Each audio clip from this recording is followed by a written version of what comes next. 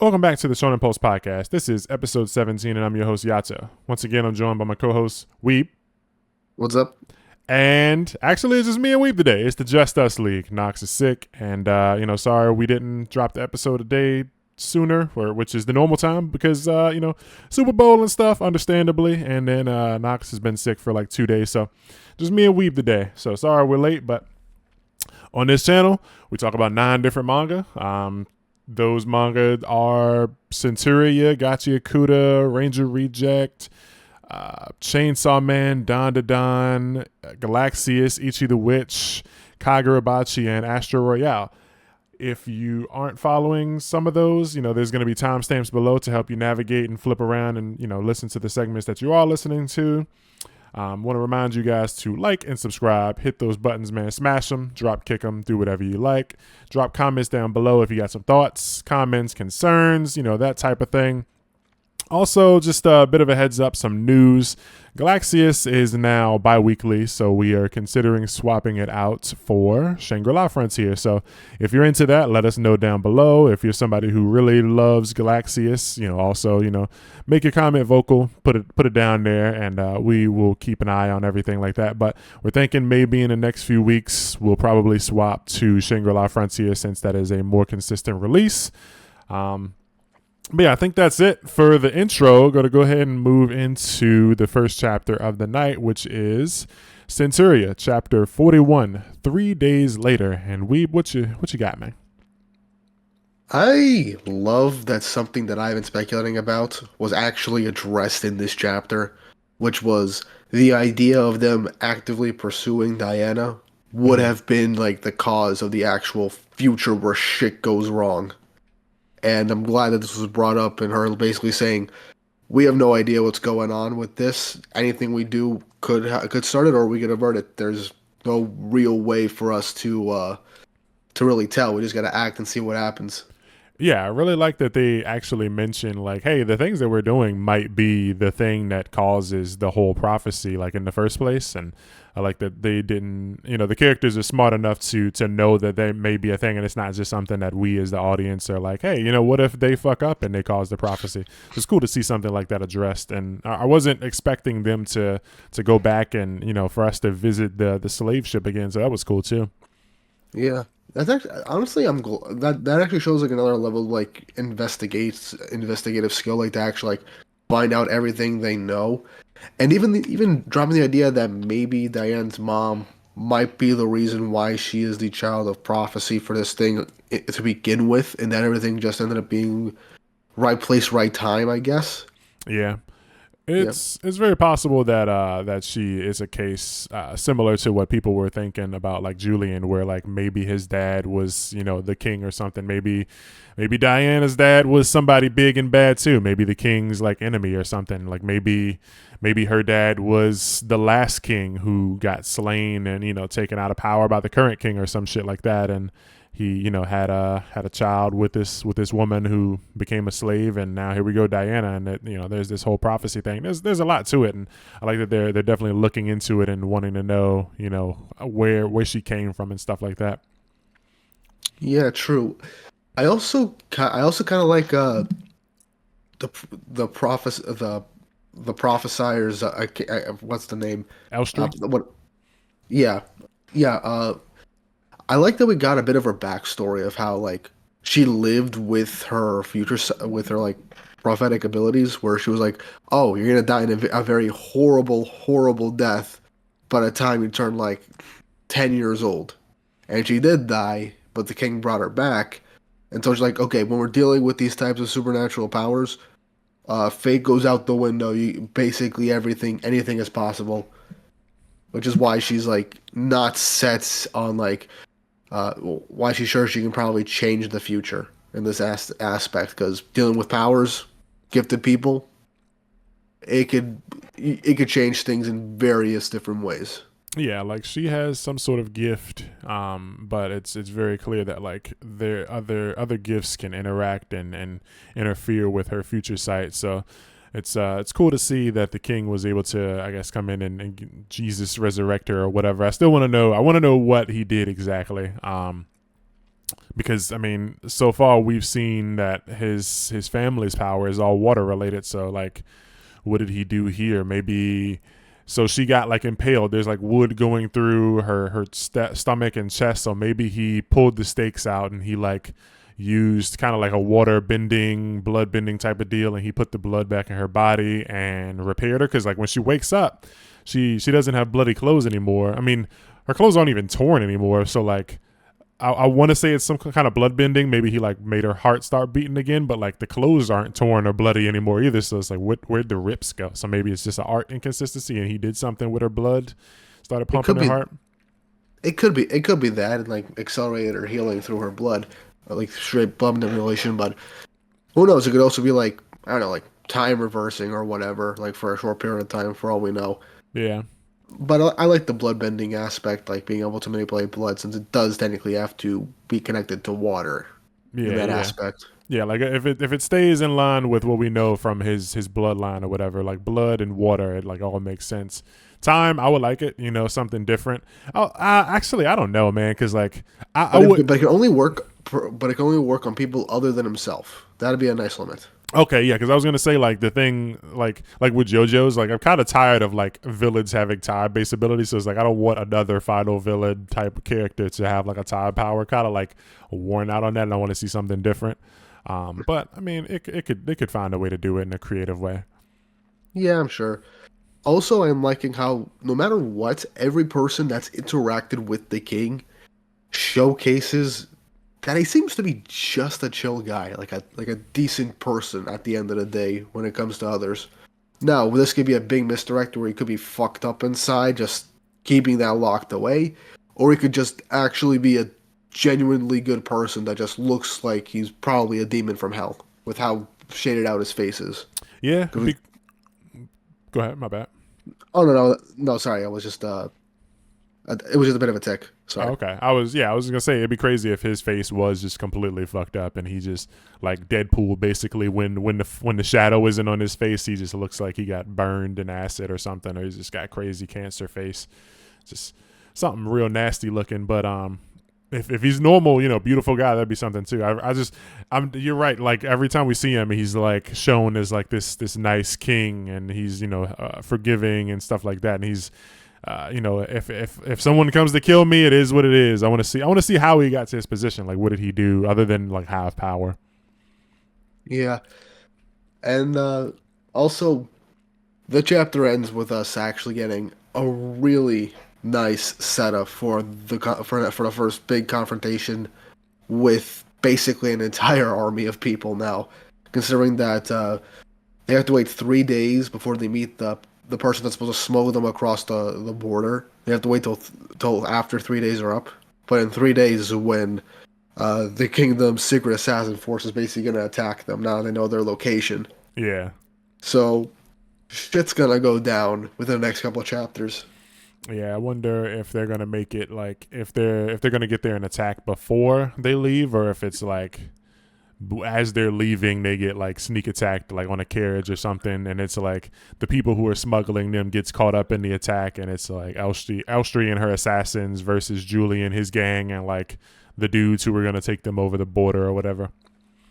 What I would like to see is that it starts out with like a wave of just like a bunch of these random assassins, but like a whole bunch of them, and they're being fought off. And right when it feels like they're about to make it, it's all the other sorceresses plus those maybe one or two of those black knights, those black armored knights to back Yeah. them up, and then that's the real big challenge because uh funny thing is, I don't even think we learned how if Julian actually like burned through any of the extra lives that he had like during the time skip. He Because like probably he probably did, but I'm like we don't have a hard number because I think he died what three times maybe four pre time skip. fighting So Arcos. Yeah. he still has like over 90 by the time we hit the time skip. So I would assume he would have shaved within like what in like 6 years, like what 5 years? What is it? 5 6 years? Yeah, it's been 5 years. Been Part of me wants to say like maybe he hasn't, just because like they're gonna want to show us those off on screen or something.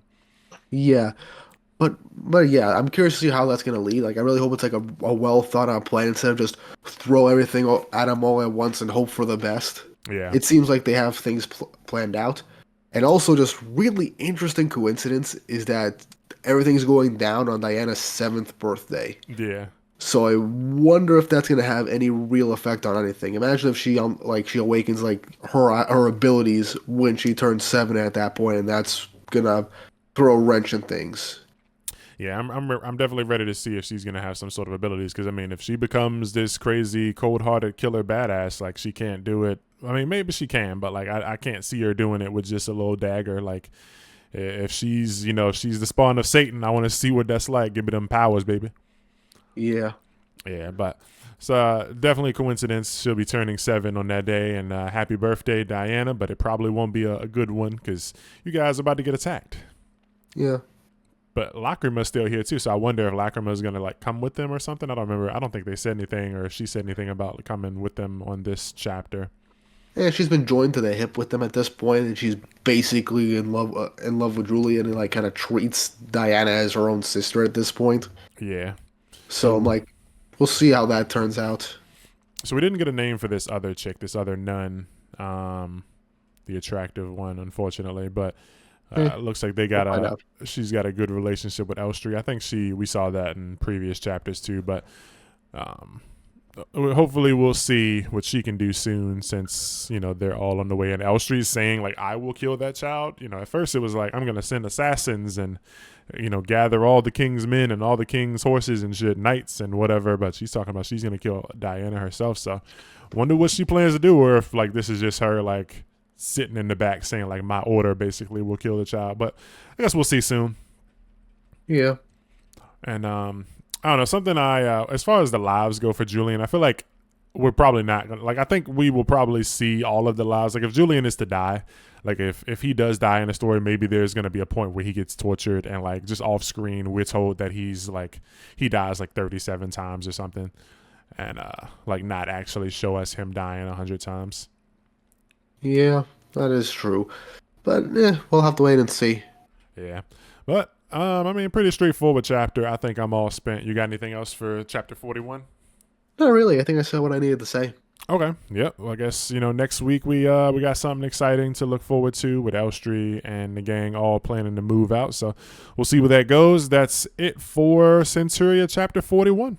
Now jumping into Chainsaw Man chapter 192, How Devils Play. And this is why it's better when other people do the recording, because I totally skipped Chainsaw Man and jumped straight into Centuria. I forgot the order that we do this in. So if Knox or anyone's listening, y'all are probably gonna be like, what the hell? And this is why you don't let the other guys do the job. But anyway, it's gonna get handled. We all good. It's chapter 192, How Devils Play. What you got, Weber? Let's just say this is one chaotic date. Oh yeah, a lot of death, destruction, nice panel work, and we end the chapter with another precarious situation. Yeah. But first, let's just say we were all kind of wrong on the Yoru Bang, where she did not aim at Yoshida. She just destroyed the wall and just took Denji with her. Yeah, I like how she just grabs him by the cord, jumps out the window, and is just like pulling him by the, like. I was like, wait a second, his chainsaw's not gonna pop out, but it does. And then the people in the streets are like, hey, it's a Chainsaw Man wannabe. They rush over, and then all of them just start getting blown to pieces by fucking by Yoru. Yeah, it's like, hey man, you gotta stop. You can't kill those people. It's like, bro, you were eating people. What do you mean? So. Yeah, but those were innocent people that could run away. Yeah, I guess so. Well, I mean, in the fucking what I thought of was like when he was eating them, like when they were sticking their hands in his mouth and stuff. It's like, bro, you're kind of weird, man. Like you can't be talking shit. You be letting people into your mouth and shit. But yeah, he like grabs her and runs away, and they're like chasing. Got a little damsel in distress scene. She's like, that she started. Yeah, that she started, and it's like. Carrying the evil mistress or whatever. She's like finger banging them as they run away and just blowing people to bits. Phrasing. Yeah, can't wait to see that in the anime. It's probably just going to look stupid if they ever get there. Yeah. before we continue on to like the next segment, at the very beginning of the chapter, is it me or is when Yoru was telling Denji to go with her, her scars aren't there on her face. I almost thought that was Asa for a second there if it wasn't for the eyes. I think that's just the art thing. Like he forgot. I think he's done that once or twice in part 2 with her scars specifically. So yeah, I didn't notice it at first, but yeah, I think it's definitely Asa wouldn't say, "Come, Denji, I'll play with me." Yeah. Or it could also be like a thing where like the scars are just for us to indicate who's who, and we're just seeing this through Denji's eyes. But I don't think that's the case. Probably just forgot. Yeah, because it's like they're everywhere else. It'd be too inconsistent to do something like that. I think it's definitely just a mistake. But so, something I saw online after this chapter came out, I don't know if this is true, but apparently like the restaurant that they went to, and Yoru just killed the chef in cold blood because she wanted to be the one to cook Denji food. People are saying that's the same like restaurant that Denji, Aki, Power, and Himeno went to before Katana Man attacked. oh wow, Like during that arc. it might. That's what some people are saying. Hmm. Again, I have no idea how true that is, but that'd be really interesting if that was the case. Yeah, And then it would also end up feeling like what gets brought up like a bit in just a bit feel a bit more natural. yeah. I mean, because Denji knows the guy that works there. He's the manager. He runs this restaurant. Make us some pot stickers. So like he's been here before. Yeah. Yeah, so it definitely could very well be that restaurant. I wouldn't be surprised. And like Denji's taking, Denji ran her here, so he knows where this place is. He's been here before. Yeah. It's a good catch if that is a thing. I'm gonna go back and look at the original chapter or the episode when that happened. If anybody in the comments, wants to save us some time, though, go ahead and do that. But yeah, they go to this damn restaurant and Yoru just blows the dude to bits. Like, bro, he was gonna cook us food. She's like, I'm the housewife. Yeah, no, she is. I'm cooking you the food. Yeah, she's crazy. This is, I mean, yeah, I'm a psychopath. Yeah, he's kind of getting a relationship. His girl's making him burgers and stuff, and meat buns and whatever else. What is this? She didn't say. What did he ask for? Pot stickers. I don't know if that's what he got. Yeah, me neither. I feel like it ain't like what's on that plate. What's on that plate looks like garbage. Like she just almost look like a Pop-Tart. Yeah, like it's just something crumbled and bald. Like I don't know. It don't look good. But Denji don't care. He'll eat anything. But gotta love them staring out into the literal hellscape of a city that's burning down in front of them while they're just sitting down nonchalantly eating food. Yeah. So about that, like he asked where the fire devil is, and like I can't remember. I'm pretty sure they said that all those chainsaws were spawning because of the fire devil. Which, how does that work? Yeah, I never understood that. I think somebody might have broke it down on like a subreddit or something. I'm gonna have to go look again because I had forgotten all about that. But like seeing this city of fire, I wonder if he was asking because the city is on fire, or if he's asking because he wants to stop this like chaos with all these fake chainsaws. Because like, is he smart enough to even put those dots together? But yeah, Yoru even says like you'll be able to meet him when the Death Devil descends, and all the high-ranking devils come to meet her. So it's like it feels kind of like the scene with when Makima was like walking Denji down the hallway, and like all of the devils were like on their knees. So it's like I guess whenever a super high-ranking devil appears, like people do that, but like War is here. I mean, with Makima, she had already controlled them to begin with, or they were already dead. True. Yeah, it could have just been a control thing. So, yeah. Okay. Death appears, and everybody's gonna be bowing down. That's gonna be crazy, man. I can't wait to see like what devils show up for that. And this chapter was big for the mention of the Blood Devil, like something that a lot of people have been wanting to see, man. A lot of people have been thinking like he's gonna find the Blood Devil, and he never mentioned power again in part 2. Like we had that one flashback or whatever. I'm still thinking that like he's gonna find the Blood Devil, and then it'll get killed by like Yoru or something. But like maybe not. Now that he hope not. Yeah, now that he is straight told Yoru that he is looking for the Blood Devil, it probably won't happen. But I was always waiting for like some crazy moment, like when Asa and Denji got close and emotions were high or whatever. But Asa gets caught, out late at night, and there's a devil attacking the town, and it's the Blood Devil Ra, and she like kills it, and it's like shit. That was my Yeah. best friend. I hate you. Yeah, I don't think anybody would have. If it was executed well, people would be like, "This hurts me in the heart so much," but it was good. It Yeah. would depend on the execution. But you know what? The phrasing of how Yoru talked about the high rankers just appearing without Chainsaw Man, it's been stated before.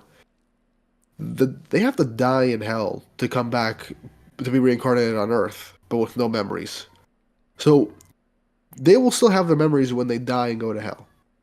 If they just find a door out of hell, or if like they have to appear to meet death, then that would end up meaning the possibility of like Power showing up with all her memories intact. Same with Nayuta, could potentially be a thing if they're not killed and then reincarnated. Because I think Hmm. that was like the main technicality of them not being the exact same, unless there's a retcon or something, or I'm not remembering the rules right. Yeah, I would have to re-look at that. I definitely remember there was an aspect where memories were gone.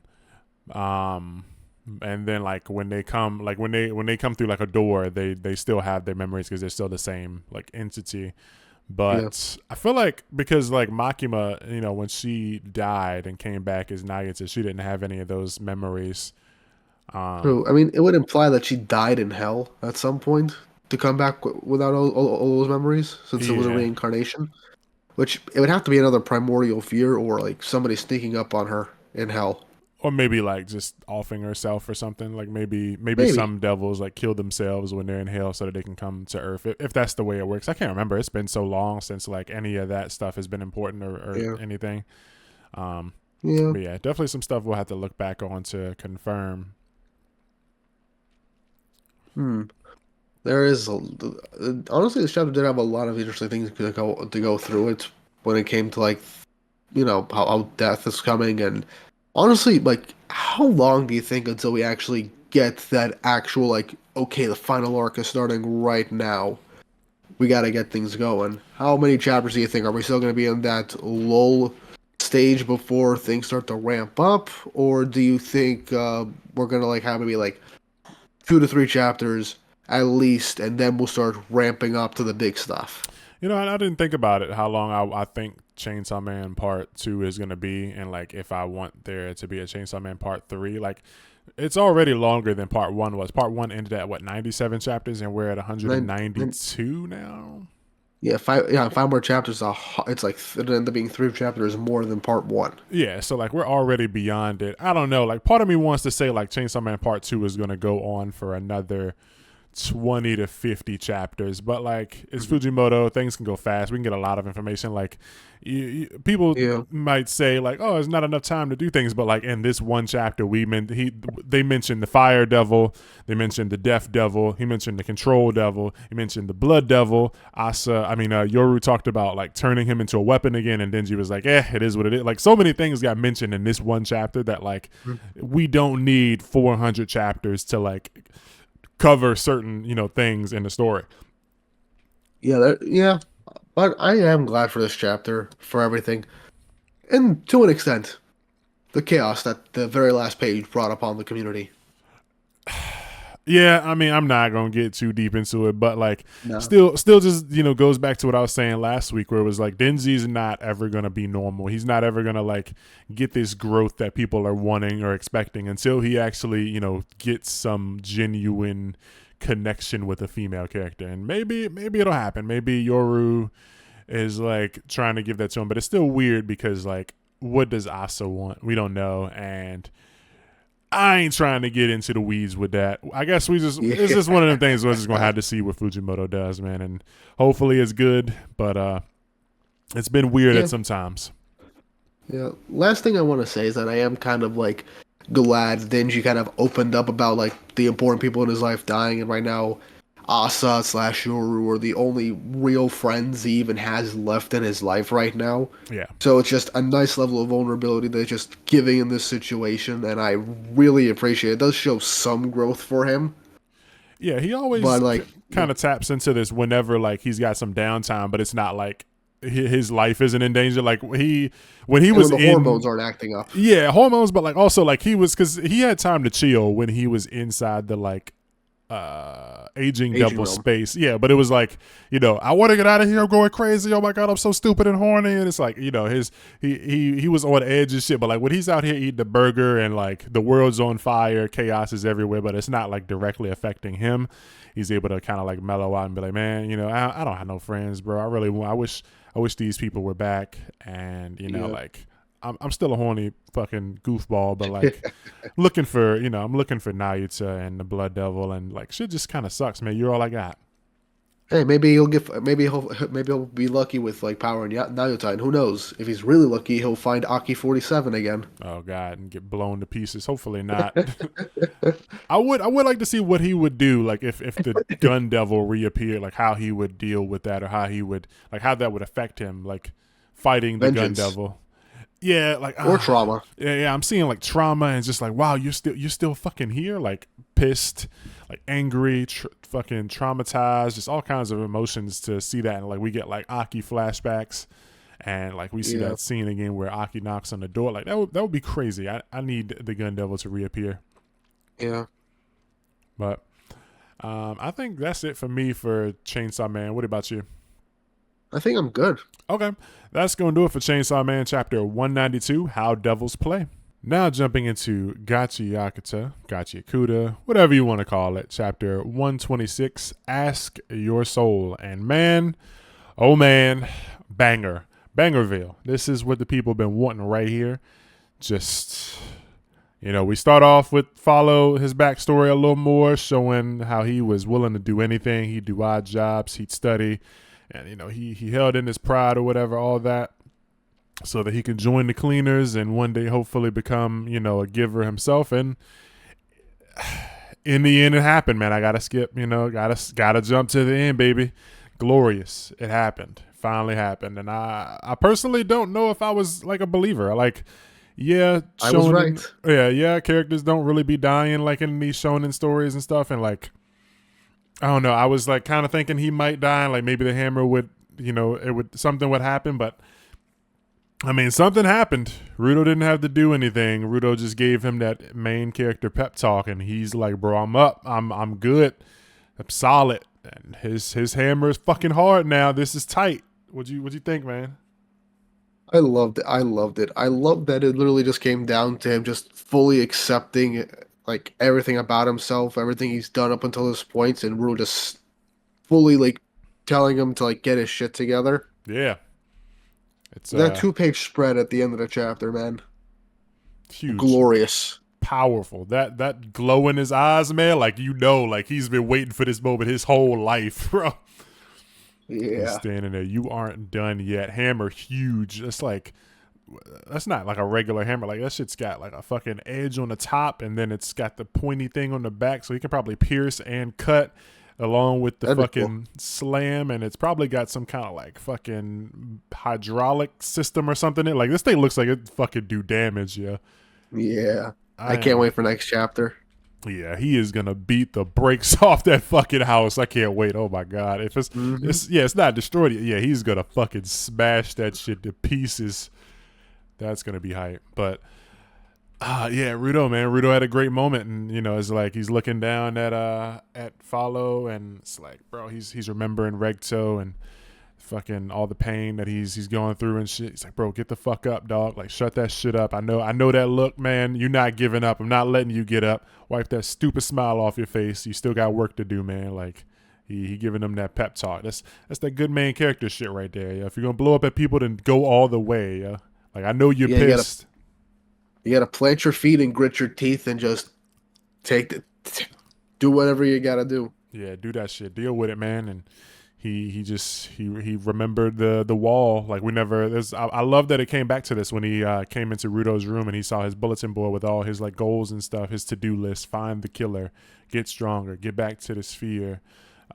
Don't get my friends hurt. Don't forget your rage. Thank the cleaners for their help. So I can't tell what this one says. Watch something. It's between go back to the sphere and don't forget your rage.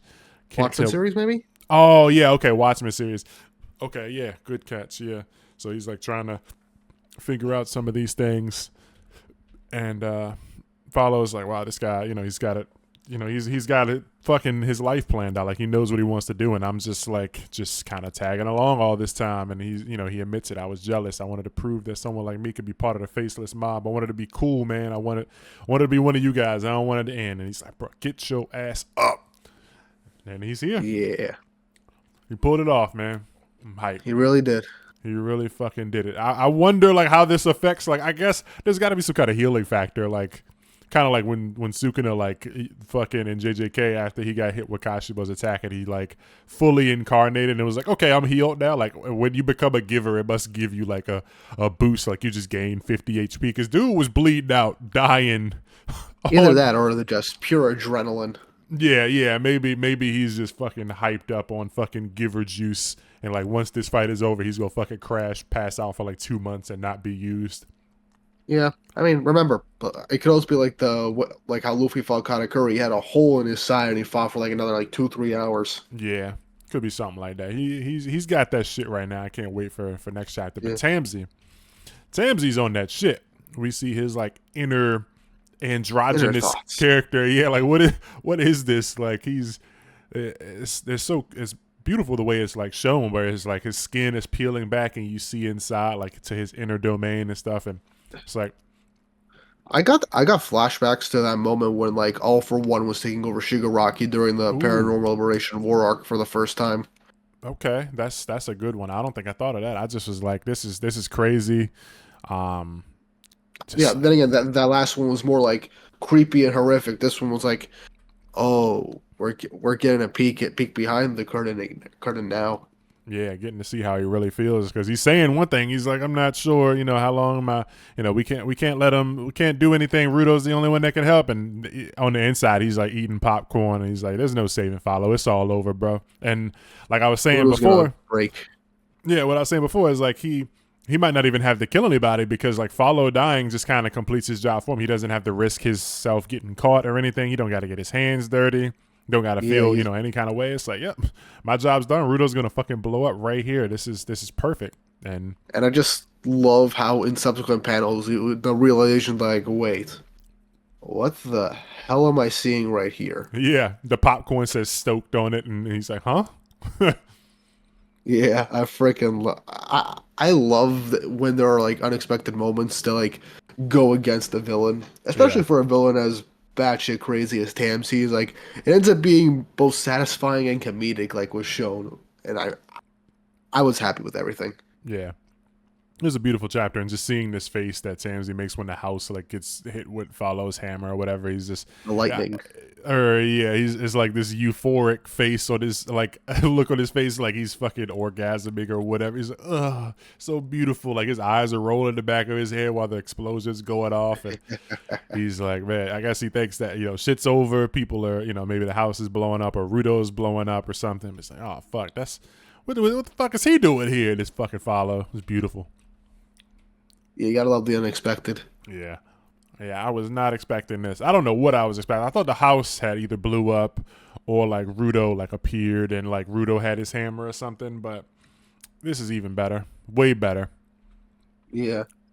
But I'm curious to see how this section of this like in-between arc is gonna like lead into the festival, because that's still something that's gonna happen, and I'm curious how Tamsy is gonna like salvage his like mental state, because like he's gonna have to like keep himself in check, pretend to be happy and all that stuff in order to like keep his facade going.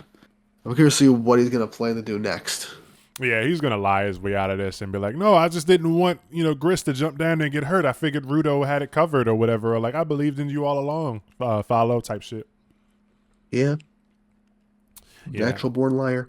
Yeah, I do love how like mangaka will like give us the thought or mention that a upcoming arc is gonna happen, and then dance off to another thing. Like we've known about the Halloween festival since before actual Halloween. Like we're in February now in real life, and we knew like the Halloween the doll festival got mentioned like 3 weeks before like actual Halloween in real life. So it's like they've been doing this stuff for 4 months now, and so this is cool that Yeah, and along with like the magazine, the breaks with the magazine. True, true, true. But still, it's cool that we can get like such great arcs while we're already kind of like anticipating another arc. So it's like we Hmm. know more is coming. There's a lot like set out ahead for the road, the future road for this story, and I'm really enjoying that.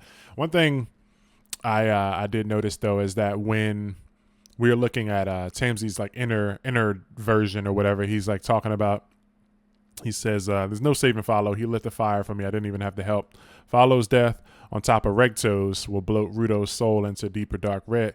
He knew Regto's name, so he knew more than he didn't just show up, kill Regto, and was like, "Yeah, I knew about Rudo." Like he knew Regto too, probably personally. They probably were like homies or something.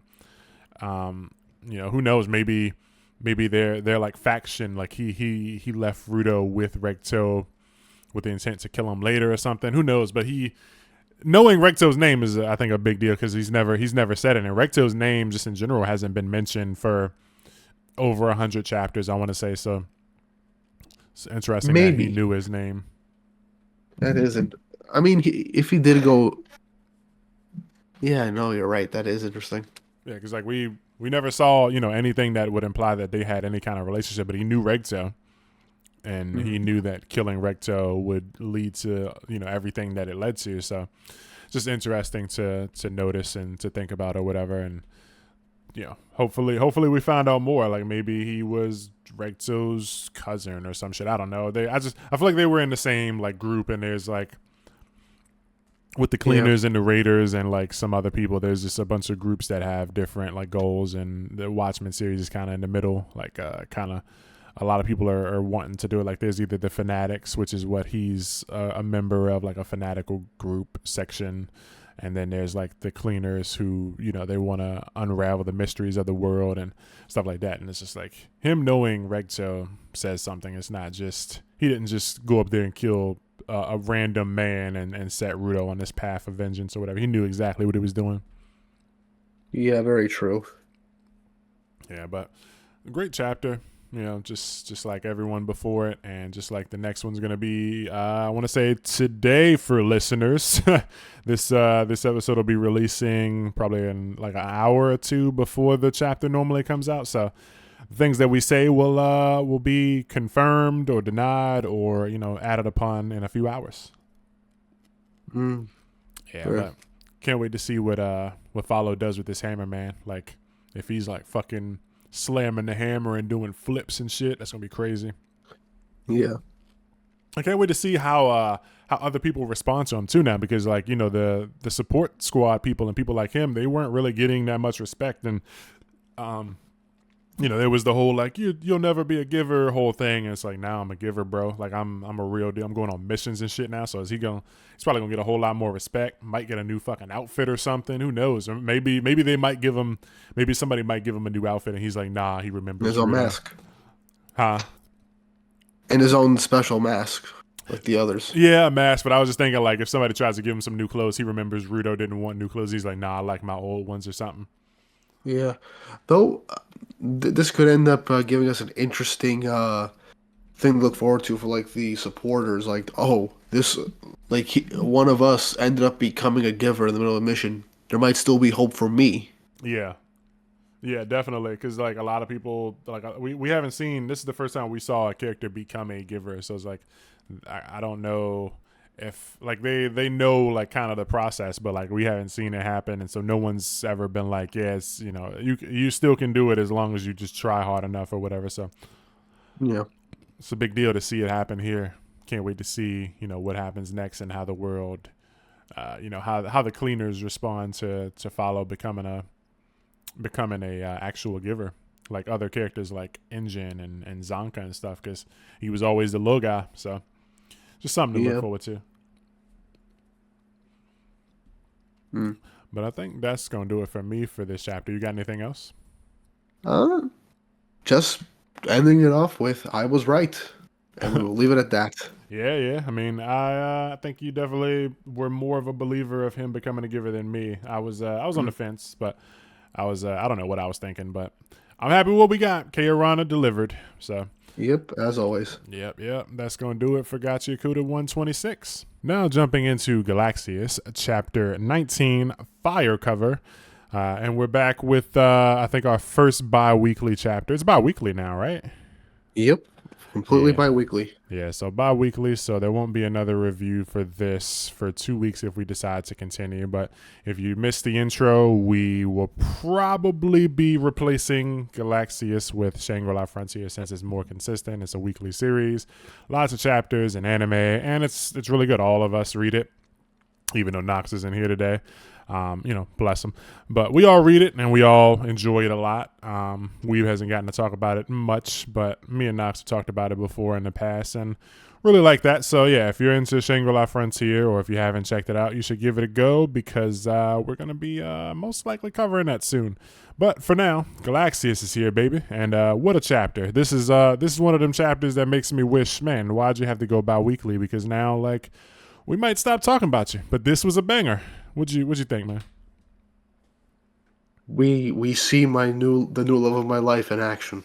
Oh yeah, so soon too. Like I was not expecting her to show up this soon. I thought we would get another 10 to 20 chapters before she showed up. Maybe she pulls up at the end of an arc, but no. This is her arc. She's here. This is her battle. Like yeah, I thought like we would get a thing, and so now it's just. Excuse me, hiccups. This tells me that we won't be in the city of Grib or the kingdom of Grib for long because, like, they can't stay here and beat the fuck out of this mushroom town.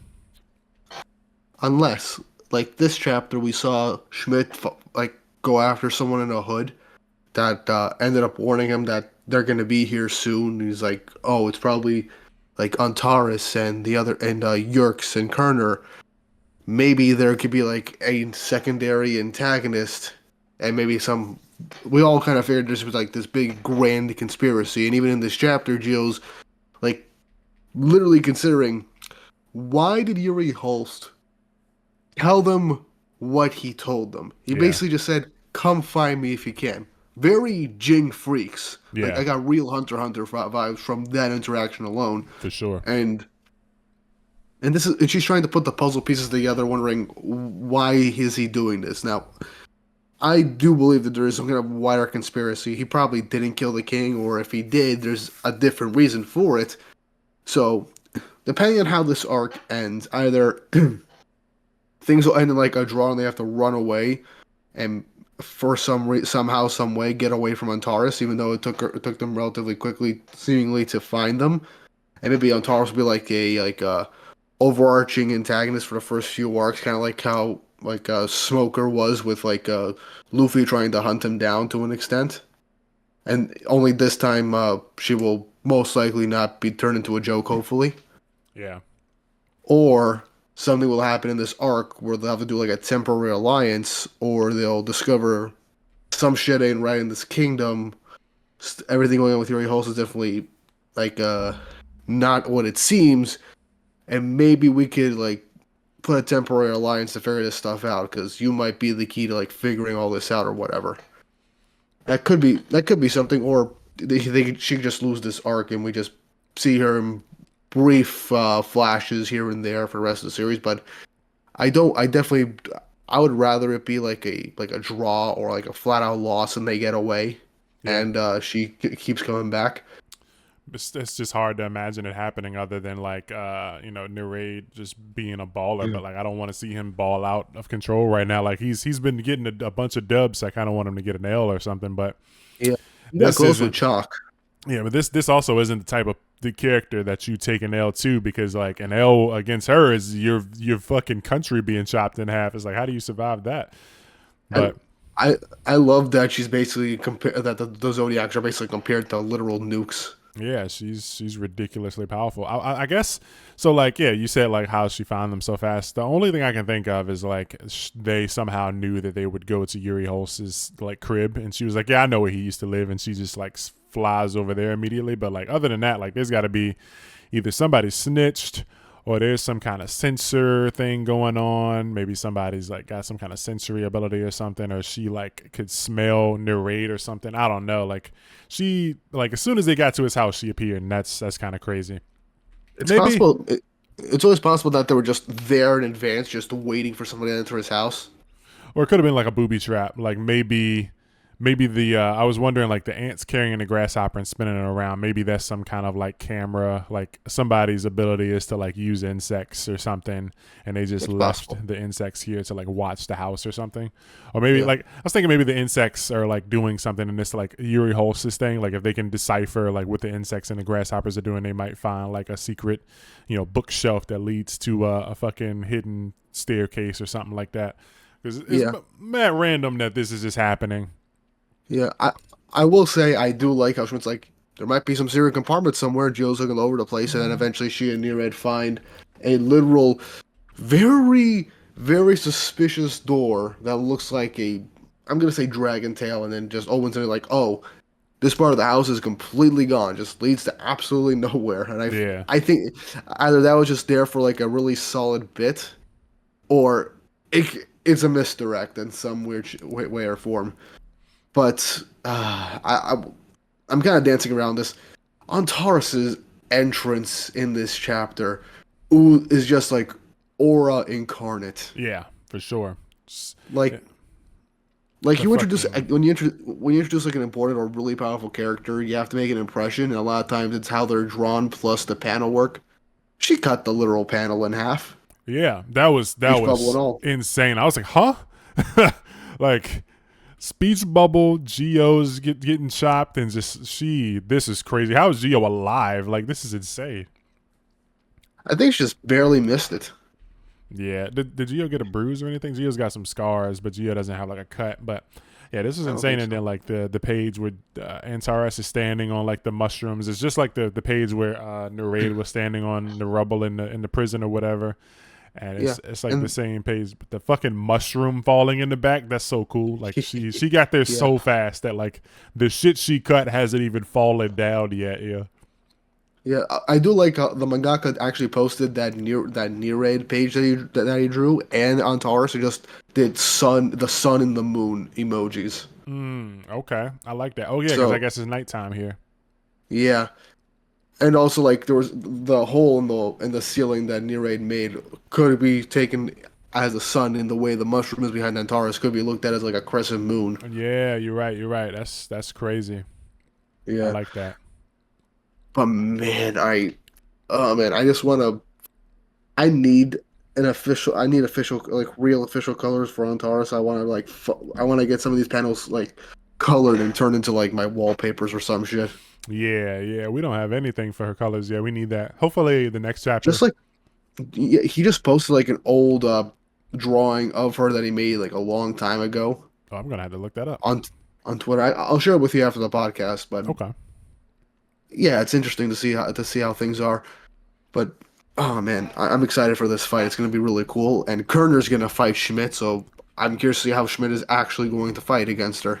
Yeah, that's definitely something we needed because he's just been so far the I got the tricks or whatever up my sleeve type of guy, and he even like outsmarted this one like person who was hiding in the shadows. It's like he's always gotten he's always gotten the best of people when they tried to get him, but now somebody's caught up to his ass, and very much looking forward to seeing what will happen here because we haven't seen any kind of combat abilities from him, and this chick is clearly a combatant, so he's be crazy if he gets fucking packed up. Like she beats the shit out of him, and they have It to would like be fucking nice. save him or something.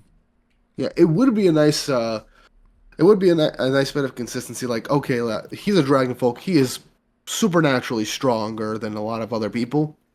But since he specializes in like illusions and stuff like that, he'll most likely not be that great in combat, maybe.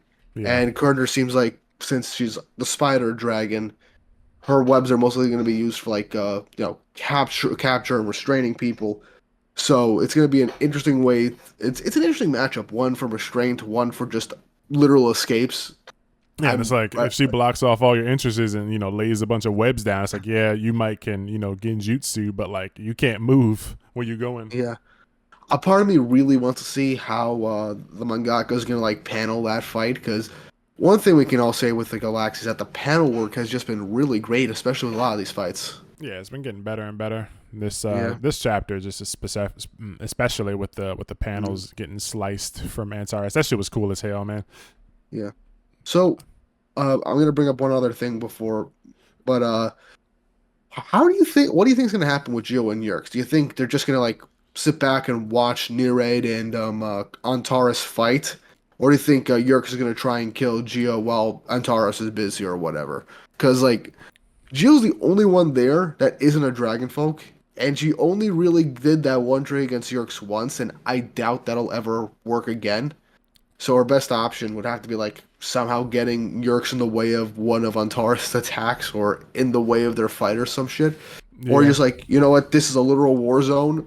I wanna kill this kid, but if I do anything, I'm gonna get myself killed. I'll just try and avoid this literal like walking hazard as much as I can. I can see the fight kind of starting with like Narade kind of throwing a blow at him immediately just to get him to fuck off. Maybe he Oh, jumps that would be back. hilarious. Yeah, But that like, way he's kind of forced to not like interfere. yeah.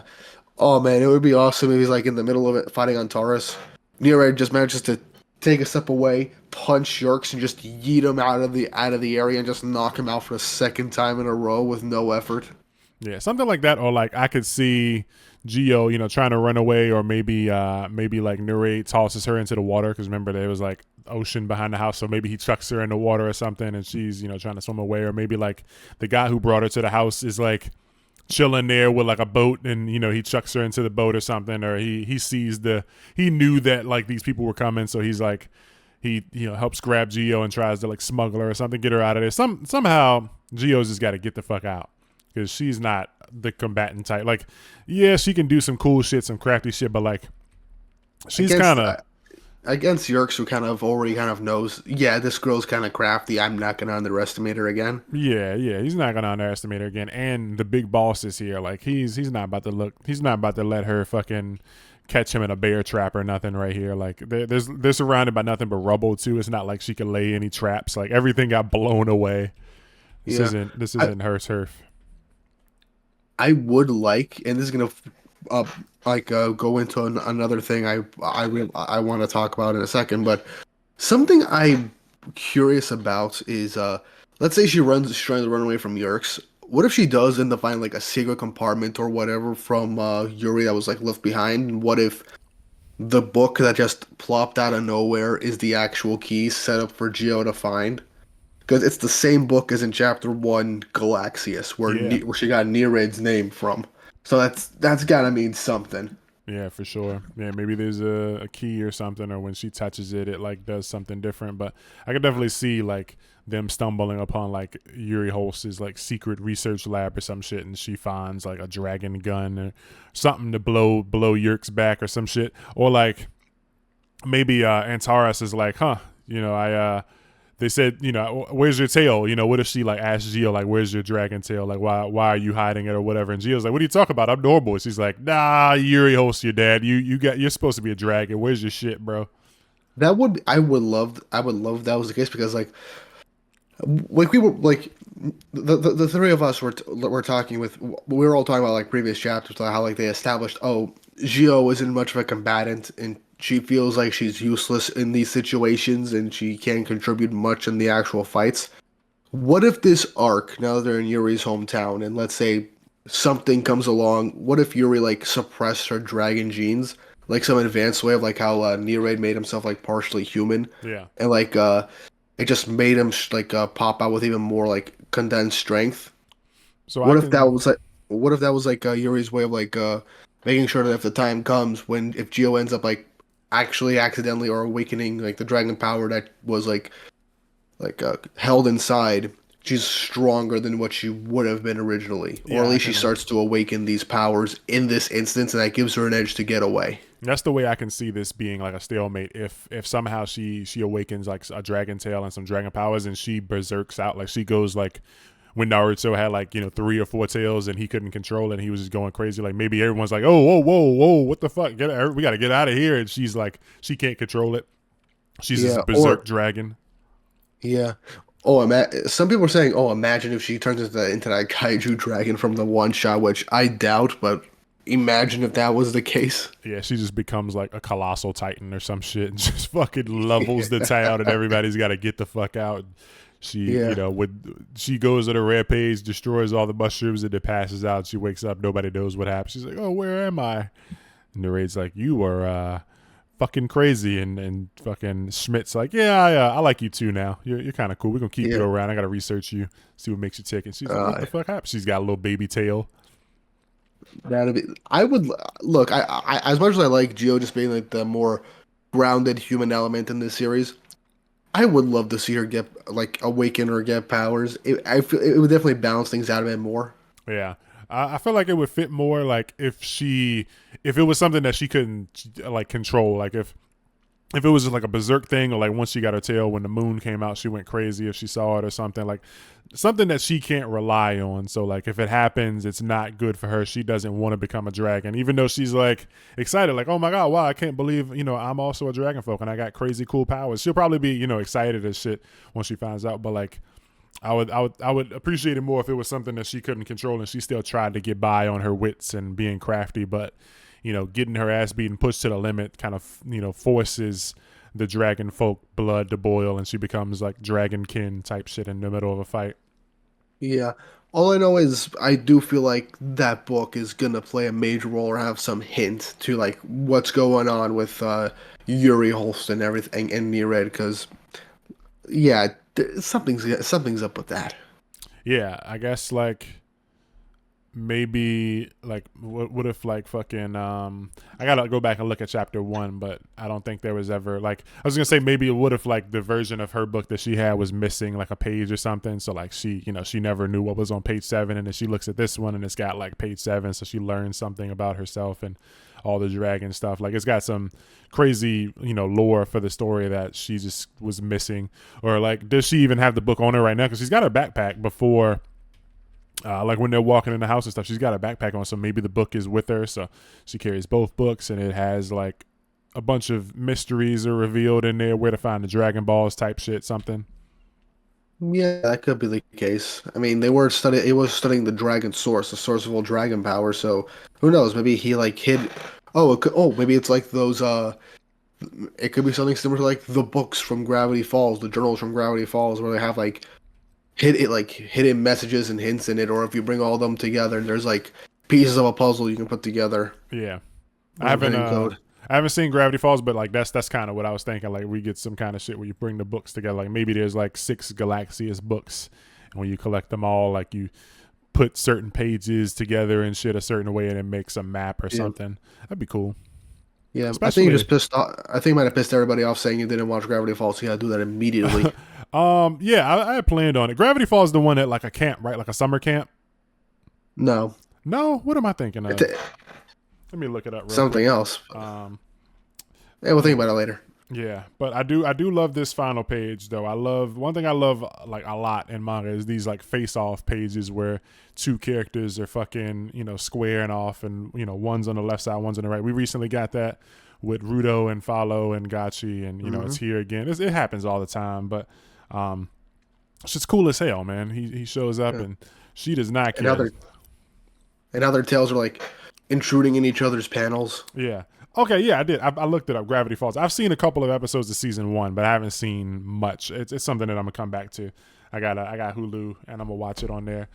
Alright. I like it from what I saw, but I just hadn't gotten around to it. But yeah, the tales, fire. This page is just dope. I love it, and I mean, everybody's gonna love Antares. Just period. Hopefully, Yeah. this fight is Many fire. give me a baddie with a sword and that just exudes aura. I will be putting in your hands. Yeah, exactly. It's also interesting that like these tails, they come out of like their back, like the middle of their spine, not like where a tail Yep. normally comes from. Like if you look at the page where she shows up and she's like, "My name is Antares," that shit's coming like from her shoulder blade. Like it could be wings instead of a tail. Mhm. Just Yeah, that's interesting. yeah. And then like we can't see where exactly Narades comes from because it's coming from up under his like coat or whatever, but it's probably coming from his fucking spine too. But either way, yeah, next chapter should be hype if they let him squabble. Can't wait to see what Yeah. happens. Don't worry, I'll kindly give all of you rope necklaces. Yeah, She's in the business of murdering. Hmm. And I we mean, her know. introduction had her casually murder like 5 guys with no weapon and just her bare hands. Yeah, she had like a bookmark and cut a dude's A head in bookmark, half. holy shit. Yeah. Which the paneling in that chapter was also really damn good. Yeah, insane. The mangaka clearly loves this character, so Yeah. we're not done with him. We got a lot to see for Antares, but I think that's gonna do it for me for this chapter. You got anything else? Nah, I think I'm all good. Okay, we all spent out. That is Galaxias, chapter 19, Fire Cover. Now jumping into Ranger Reject, chapter 170, Shinya Kiritani, age 10, part 3. We are now about 8 chapters deep into Shinya Kiritani's backstory, and there's still more to go, baby. I'm thinking that we're gonna see at least 2 more chapters for this to make a complete 10, and then we might get evil Shinya's backstory too for another 2 to 5 chapters, bringing us up to 15. This is a pretty long backstory for a shonen manga and a lesser, popular magazine, weekly shonen magazine. Like I don't. It's been a while since I've seen a character's backstory, and they normally aren't this long, with exceptions. Unless you're One Piece. Yeah, I mean, well, even then, like I don't remember anyone's backstory in One Piece being, more than Robin. who? Odin. Robin and Odin's flashbacks were like 10 to 20. Okay, I remember Robin's being kind of long. Maybe I want to say 7 to 10 or whatever. But yeah, I got to go back and look. It might be 10 to 20 is crazy. But at that point, yeah, One Piece had already been out for at least I want to say 400 chapters. Yeah, because Water 7 is like 400 something. So so yeah, it was well established, and it was already like, I'm pretty sure One Piece at that point was already like selling fucking off the shelf. It was already the big hit that it still is. Ranger is definitely a smaller series, so to go and have a 8 chapter backstory for like a villain that might not be the final villain, it's kind of crazy in my opinion. Yeah, it really is, but I am so happy we're getting this.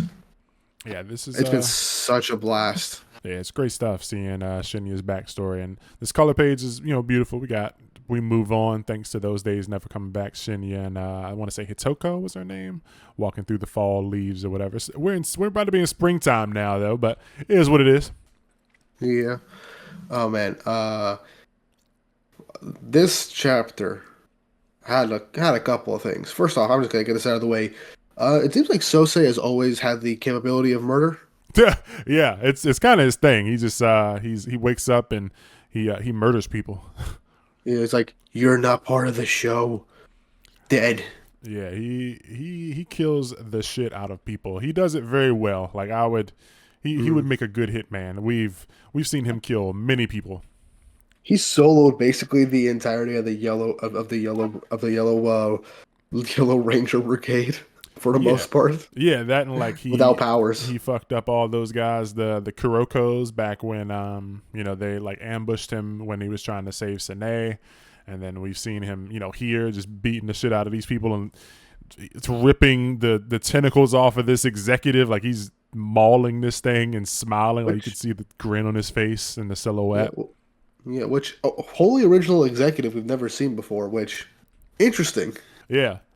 Very interesting. I wonder if maybe it's another fusion, actually. This thought literally just came to me right now because, so we know Chocobo and Gachiakuta fused into the one fusion that's within the Neo Rangers. But this one, like when I saw it at first, it didn't give a name.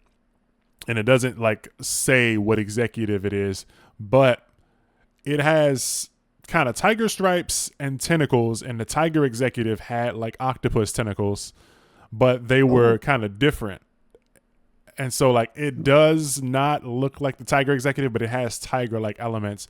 But other than that, I can't think of what else this could be. Like if it was the tiger, I don't have a clue what else. It could be Tiger 1.0. Maybe there's some. Yeah, maybe because some of the executives do have multiple forms that we've seen. Like Peltrola's had the rooster form, and then the tree form, and this like angel, and then the tiny bird. So maybe this is Tiger, but like in a different form. That'd be cool. Maybe. Though it's I've seen the experiments, which funnily enough through Sosei clones of them trying to make literal dragon superhumans for their like True Blue show, Yeah, and and it just keeps failing and failing, and then like, oh, this one's a success, and like, oh no, wait, it just disintegrated out of nowhere. Oh wait, this one might actually be a success. Oh wait, he's super violent, probably not a success. Then he murders the executive and all the scientists. yeah. Yeah, it's interesting to Oh, see this research because like this is how they I guess prep the rangers to become able to be compatible with the weapons because like in order to become a dragon keeper you got to like undergo this surgery and like so say when the original blue keeper that we started the story with when he like his backstory happened he got beat up and almost murdered by the tiger executive like excuse me so say like saved him and did the surgery to him like while he was unconscious or whatever and he was like that shit would have killed you if like it didn't work but you survived it and so now you're capable of using the dragon powers and shit and so it's like we see what that would look like if it failed and we see the process of doing it like they're straight injecting divine dragon invader juice into them and it's like Peltrola wasn't the first executive so like this is crazy. Like, not the yeah, first like living, walking, breathing actual executive. Like we have this guy, whoever yeah, he very is. true. Also, Sosei saved Shinya's ass when he attacked the executive because once Suzukiri was like shown as like, oh, but by the executive, like, maybe we can have some fun with her, play some experiments. And Shinya's like, let me run things off. He's like, wait, did you just say let me? So like very subtle like a way of speaking is like that's not right. And then Sosei escapes and basically saves his ass. When I'm like, oh man, Shinya, you lucked out real quick with that one. You weren't careful. Yeah, But he was yeah, about to get fucking wiped out because he's like, hold on, Shinya, the real Shinya doesn't fucking ask permission. He just does shit, bro. yeah, It's like, what do you mean, let me or fucking may I type shit? Like, motherfucker, Shinya comes in here, he just pisses on the floor. He don't ask if he can go to the bathroom. He does whatever the fuck he wants. but yeah. Also, another interesting thing: this executive knows that they're making the Rangers and other executives for this, which means what.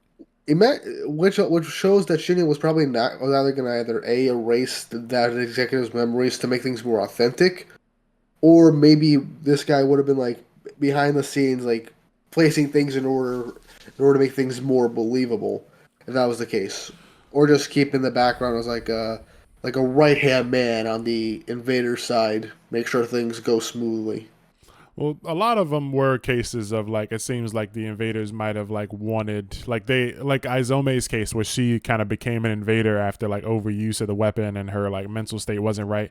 She became an executive and so now she if she wasn't like immediately captured by Shogo or whatever, she probably would have rampaged the streets and been like, I'm not a monster, and people would have been like, it's a monster. They wouldn't have treated her like a human, and they wouldn't have listened to her, and they would have attacked her or ran away from her. So it's very possible that like a lot of other executives went through something like that where they like were regular people and they got turned into these monsters and they tried to like communicate and tried to like make a place for themselves but nobody like fucked with them and so it like fucked with their minds like even Magatia like at the end of the Dreamy School arc he was yelling at like Hisui and Greenkeeper and he was like don't forget it was we were the real victims of you guys' so-called justice so like he remembers a lot of things but like some of the other executives they don't talk about it and like Peltrola clearly has like a fucking great deep hatred for like humanity or whatever so it's like they probably do they just don't like say like oh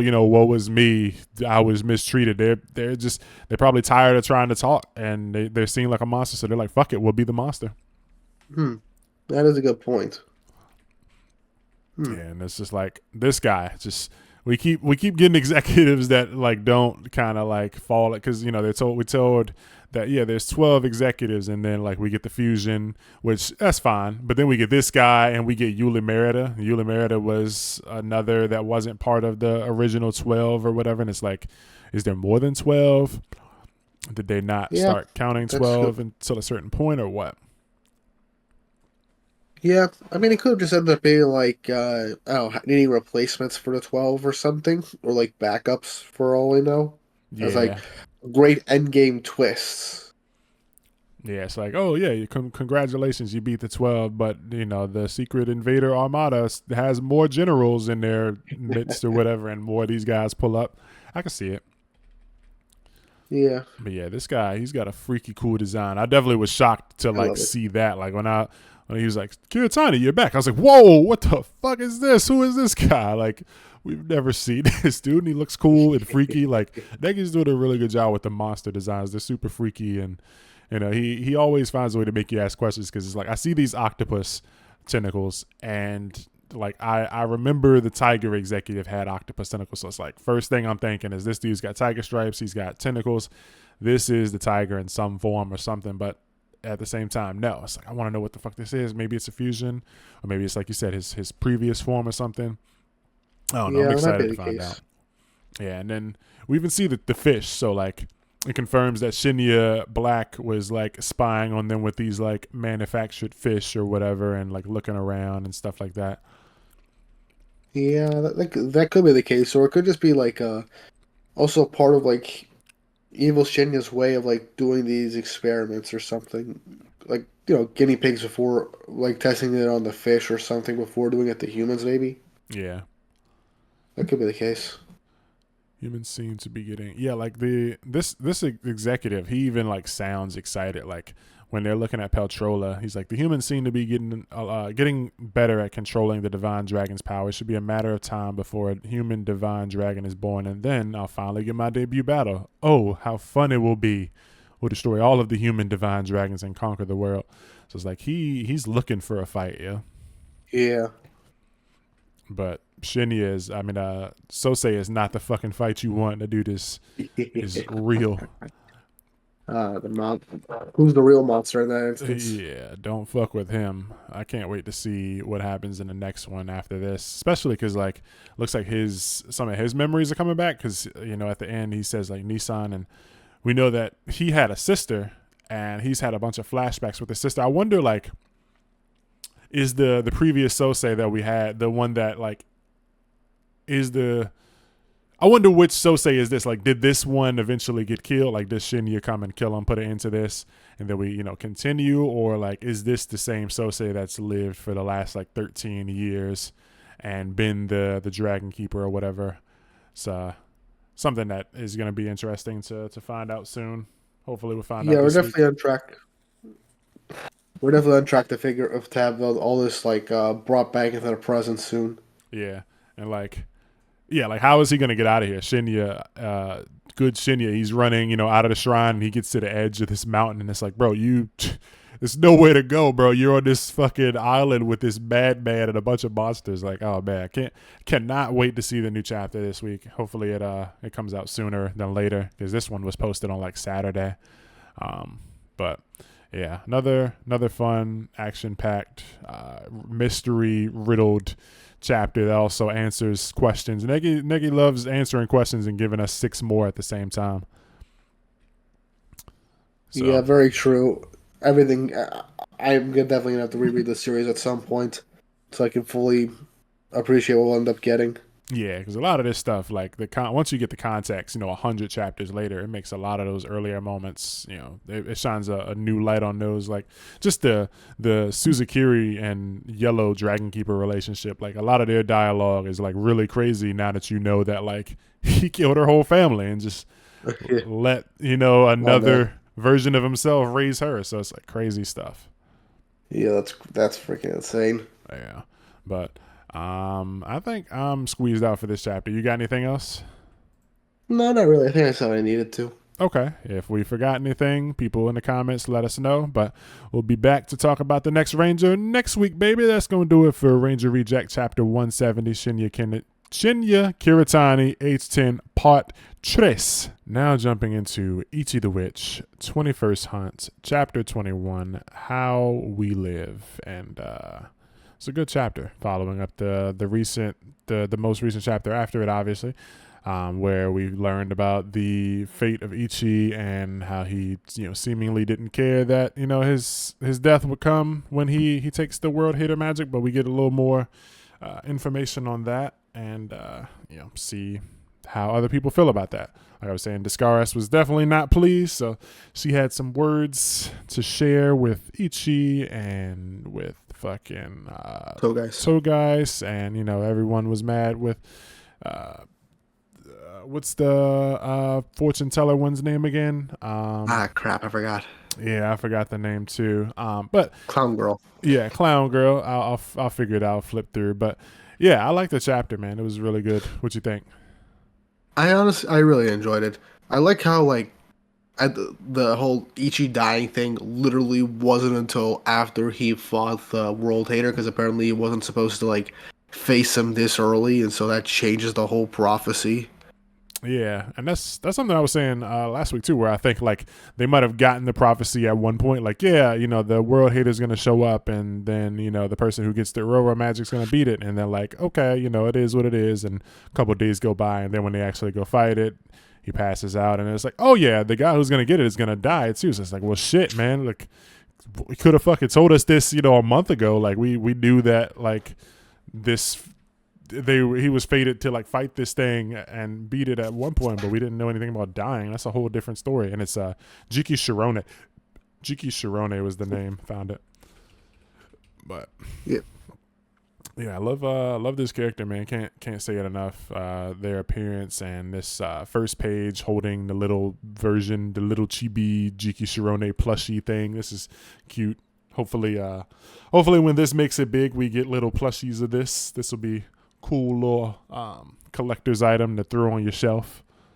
Yeah, but they're talking more about the World Hater, and Shura Badana's there. Marigold knows about it, so only a few people can know, and they're pissed off at Jiki Shirone. She doesn't even get. She's like, "Is this one human, right?" It's like, oh man, this shit is a serious deal. She's like, "You humans are so picky." Yeah, very true. But I do like how after everything went down, the Scars is just trying to get drunk off wine, and Togais is just sitting down with her, just having an actual heart-to-heart chat. Yeah. Where we see that the mushroom Togais acquired is not elegant at all, kind of screwing up everything in my magic world. This is so annoying. That's so funny, and I'm mad that we didn't think about that when we got the Magic Circle chapter, because this would have been something I feel like we should have called. What if at the end we gotta I can't wait to see what Togais is at a circle looks like, because she's probably got a bunch of shit in there with these annoying ass mushrooms. I love that the mangaka didn't forget to show us that. This is beautiful.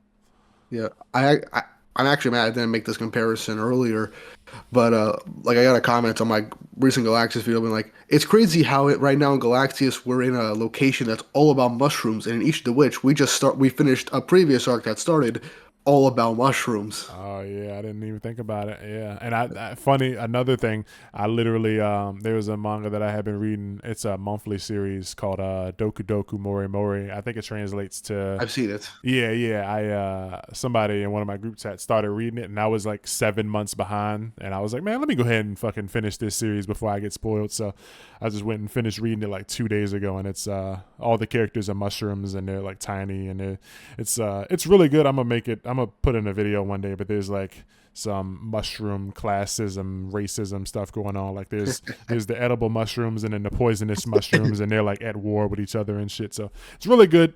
If you haven't read it, anybody listening, go read that, or check out my channel, because it'll be on a video upcoming soon-ish. But anyway, yeah, there's a lot of mushroom stuff lately. people like mushrooms. Yeah, instead of Year of the Snake, it should be Year of the Mushroom. Yeah, Year of the Mushroom. We haven't seen any snake stuff in manga, I don't think, recently, surprisingly. Closest thing for me was for a color spread in Four Nights of the Apocalypse with the giant snake, but that literally was just it. Yeah. And I guess Ranger has a snake related anime season coming, but that's that's whatever. And the flashback is kind of due to the ability of the snake executive. True. Anyway, how we get here? Anyway, we're not Ranger. Yeah. How do we get here? But yeah, mushroom stuff is great. I love this mushroom character. Hopefully, we continue to see them annoy the shit out of Togais off and on throughout the series. I also love the bit where Togo's The Haji, the God damn, I can't pronounce shit. Yo, what the The fuck? Hajime's whatever the ice shark magic was supposed to be Togeis's hunt, but then the score's like yoink, Ichi take it, and she was kind of pissed off about that to begin with, Yeah. and now, she's like, okay, look, after everything that just happened, everything we saw, everything we've learned. Ichi ain't going to school, which I know Knox is probably gonna be bummed about that. You think he's gonna be sad that Ichi's not going to school?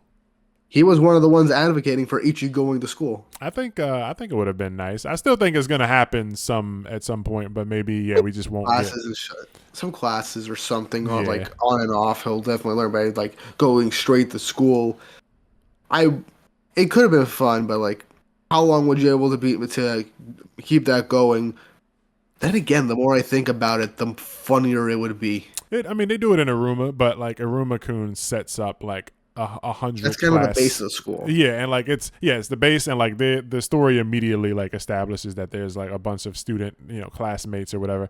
This series is only focused on about 5 or 6 characters, so yeah, I could So see far. I could see a couple of like chapters here and there where like Ichi is like we see Ichi walk into a class, and it's like the setting is like school, and he's going to like turn in an assignment or something, but like he bumps into some mysterious character and it leads to something else. It's not like we're not going to see full on classroom chapters or music. We might not see music festival arcs and stuff like that, but I think we'll get bits and pieces of like Ichi doing homework or something maybe once in a while, but like it'll just be in a chapter. Like maybe while he's doing some kind of homework, he'll be talking to like Roro about like his fate or something, some other shit. Right.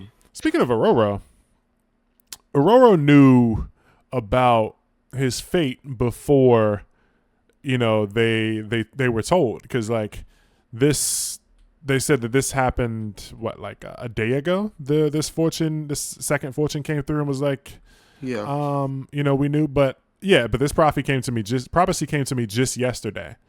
So this was, however many days ago, but it was before, like Discaris didn't know or whatever, I don't think, but like No, Aurora knew. the extra prophecy about Ichi happened right after he fought the world hater. Yeah. But like, But what Aurora makes knew. what makes me interested, what actually recontextualizes that is that like, if Aurora knew about that prophecy, it would make sense why he made his trial the way it was. Yeah. Yeah, like I mean, like if you knew, like, oh, if someone's acquiring me, so I'm gonna have to fight this person I rather would not fight. I'll just make it so that no woman would ever be able to acquire me in the first place. Yeah, Aha! I cheated the system. Yeah, that would mean, maybe like, is it a case where you're thinking like maybe he's got like secretly, a warm heart, or is it like I'm scared of the world hater magic and I don't want to fight alongside anybody who's got to fight that thing? I'd say a combination of the both, but more so of the fear. Okay. Yeah, I can see that.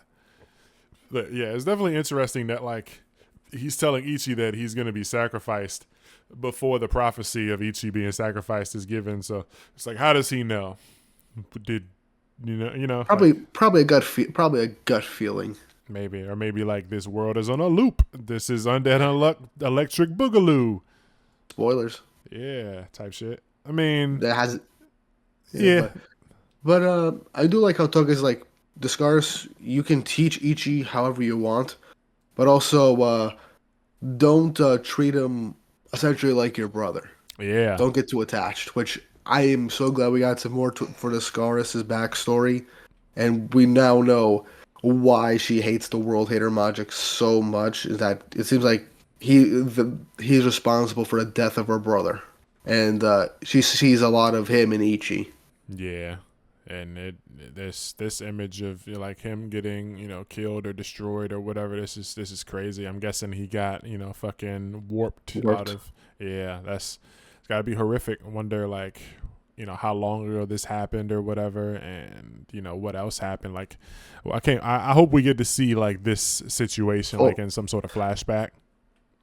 We'll definitely get a full flashback at some point. Who knows? Yeah. It could be coming up next. Yeah, we got to get that Discars flashback. And so I wonder, with the end of the chapter, I wonder like what comes with this, where she's like, "I want you to be my family." It doesn't say the word "to," but I'm pretty sure like it's supposed to be there. Maybe they forgot, or maybe it's implied or something. But I want you be my family. So like, guessing this is kind of like a clan type brother. thing. Yeah, adopted brother. You're my clan. You're my, I'm your guardian. You don't have a parent type thing. And Kumigi be my little sister. Yeah, yeah. Well, Kamugi's probably got a family, but Yeah. I can see them kind of being gang together. But this definitely, is more than just like I want you to be. I really like you, and I want to call you my. Like people call each other brother and sister when they don't be family. But like this seems like more than that. Like maybe, like by making him her family, kind of like in Danmachi, where it's like you join like a familia or whatever, so now Yeah. you're like protected under the blessing of a certain goddess or whatever. So it's like maybe joining and becoming like part of Discaris' family gives him some sort of like divine protection, or like something where they can't touch him. Like somebody might want to harm you or force you to do something, but like if you raise my flag and say that you're a part of my faction or whatever, like you're untouchable, you're immune to like certain things and shit. Yeah. That would be really interesting if that was the case. What else? Oh, I like the conversation where she's just talking to Ichi about like, are you sure you want to go through with this? You could die, and Ichi's like, I've never really thought of my life of thinking about the future. It just kind of dulls my senses. I'm kind of confuses me, and I've never really thought past the here and now, especially considering how I live my life. I basically hunt as if I end up hunting, and I consider every day like it's my last. But I get through because I keep fighting, and Yeah. I'd rather not die. I don't want to die. Yeah, I like that he's not like afraid of it, and he's kind of like he's not welcoming it, but like if it happens, it He's happens. used It's to it. kind of it's part of the trait. He's a hunter, and like one day he's gonna get hunted. It's just kind of like it comes with the game. Yeah. Yeah, so this is a good chapter for all characters involved. Always happy to Hmm. see Shirobadana, and happy to see the Toge Ice thing resolved. We got like many words, over that situation. I like that the fucking bartender is like in the magic mirror, so they just pull up. Let me get a fucking whatchamacallit on the rocks, and an arm just comes out. Here you go, madam. And it's like we don't even see like where they. Wait, maybe one we don't see how they pay or whatever. It's like you throw a coin in the fucking mirror. Maybe they Where don't was pay. this during COVID? Yeah, we needed that. Like we need them mirrors in real life for a lot of things. Yeah. Yeah. But yeah, good chapter. I wonder somebody's probably colored this page, this color, this initial. I've seen it. Oh, you did. I need to find that. Then this shit is Somewhere. I dope. forgot to retweet it. Yeah, this shit's fucking cool. This character's great. Hopefully we see more of her outside of this. But yeah, I'm interested to see where this goes next week, and what's next for Ichi the Witch. Yeah, I can't wait. I can't wait to see what happens next. Things are really getting interesting. Yeah, and like, is she gonna tell Ichi here about her brother? There's a lot of ways it can go, and Discaris is just looking beautiful as usual in this chapter. Hmm. You saw the volume cover? Volume 2's out. The Oh, cover? it was beautiful. It was Beautiful. so beautiful. Beautiful.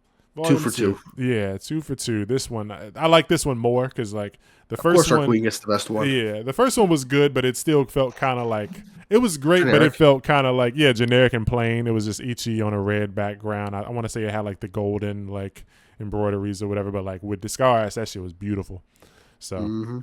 I can't wait to see what Volume 3 is going to look like. If we're going to get like a Komugi cover next. I want Komugi, but like a lot of people were saying maybe it'll be Ororo or the World Hater. I don't know what I want, but I definitely want all three of them to get covers.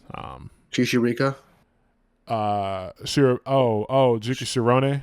Chika Sharona, yeah. Yeah, that's the She'll make a good cover. Or Shirabadana. yeah, that's the pain with introducing like a bunch of like really cool characters so early on, because it's like the volumes come based on like every 8 or 9 chapters. It's like, okay, you introduce 5 cool characters in a span of 8 chapters. I'm gonna want all of them on the fucking volume cover.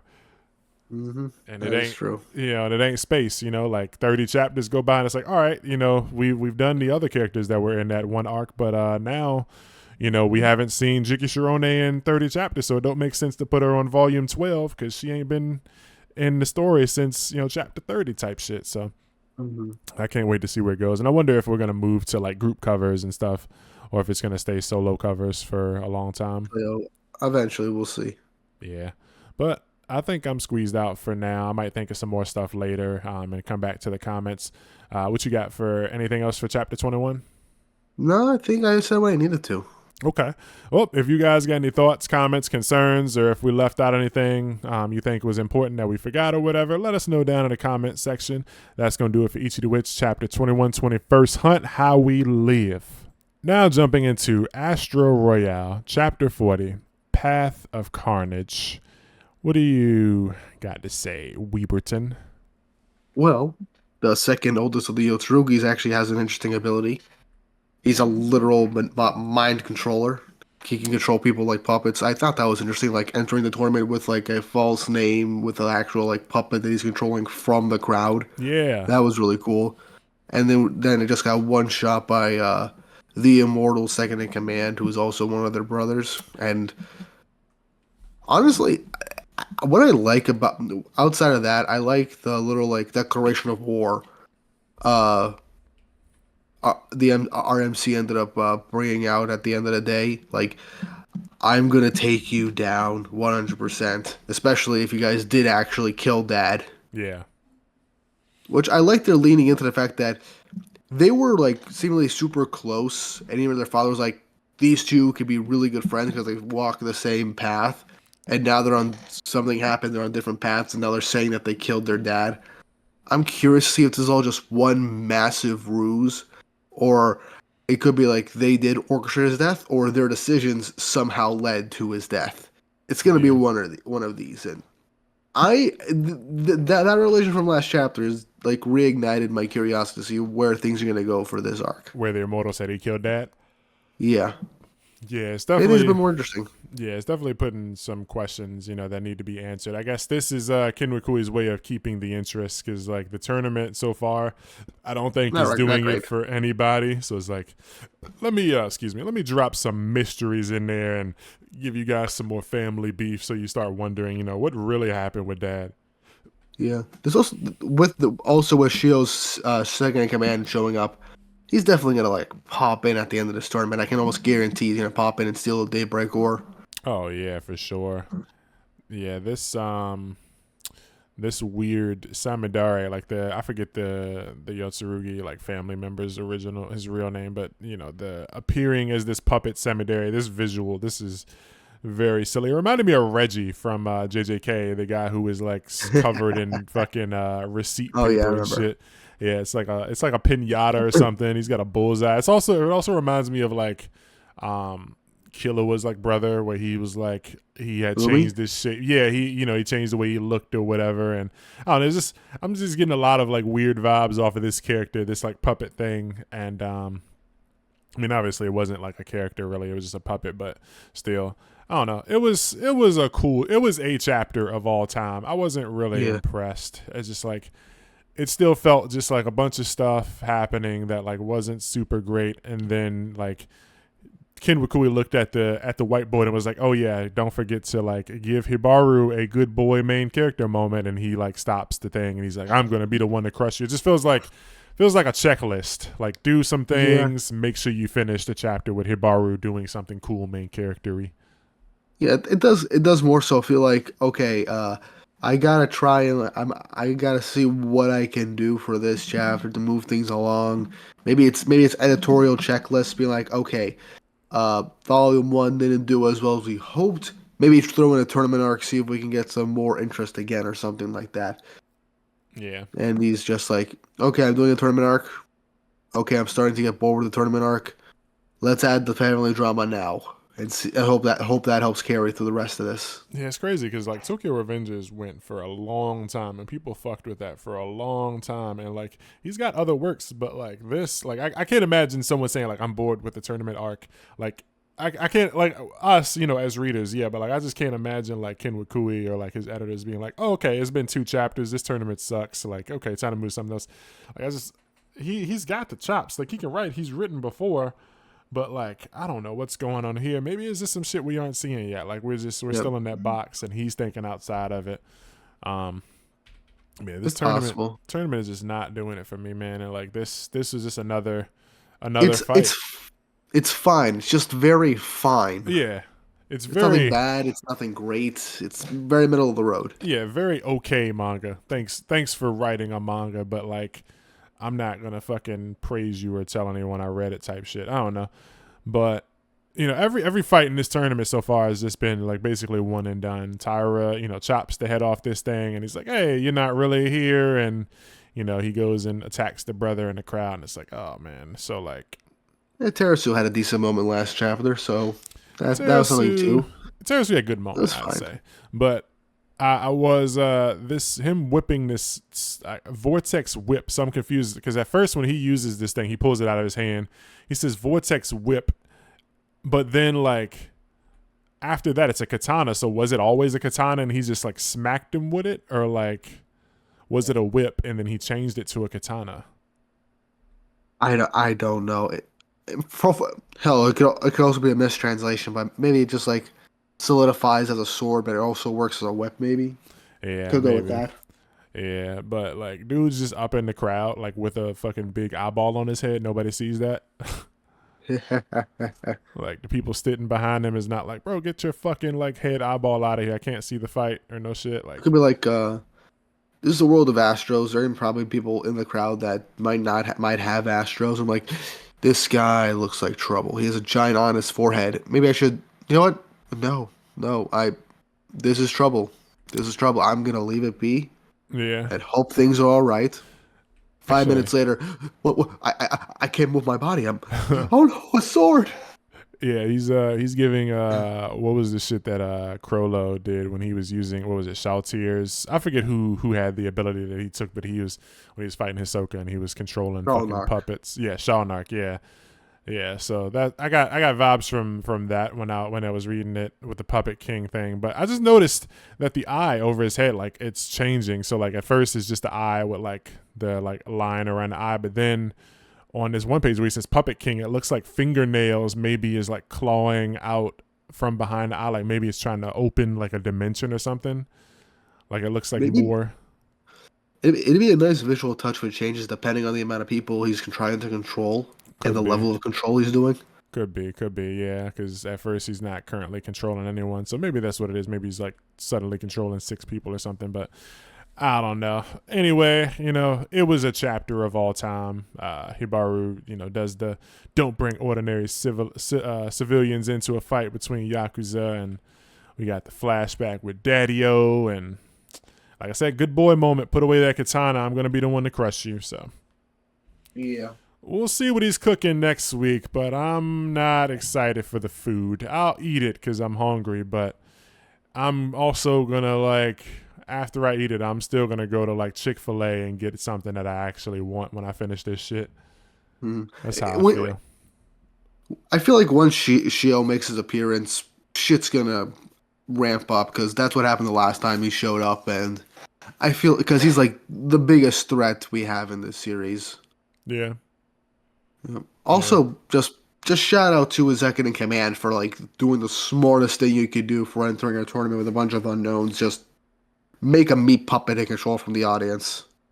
For sure. And I mean, I guess next fight could be when things turn up because the next fight is the guy that looks like Mikey with all the tattoos on his body and like his eyeballs are freaky. So he might Oh do yeah, some real dastardly shit and straight. Like I was saying, maybe he rips somebody in half. Like he might rip a guy's head off and pour the blood in his mouth and just start going fucking crazy, beating on his dead body or something. Like that character could be when things turn up for this tournament.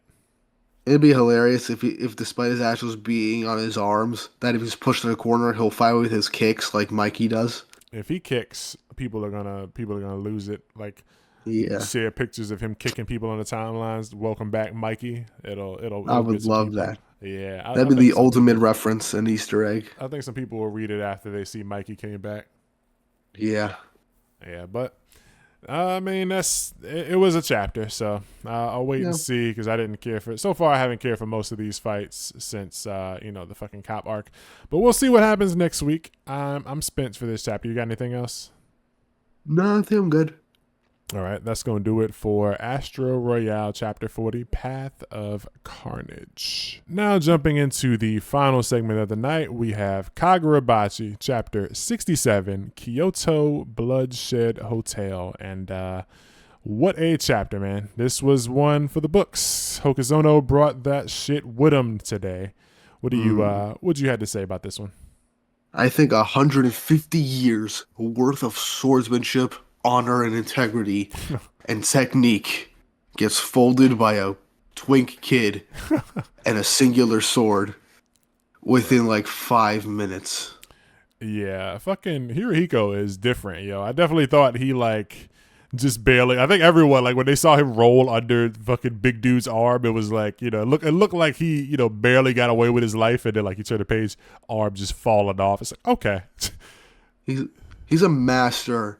I guess Hirohiko's a master of just edging death to get better. yeah, he's something.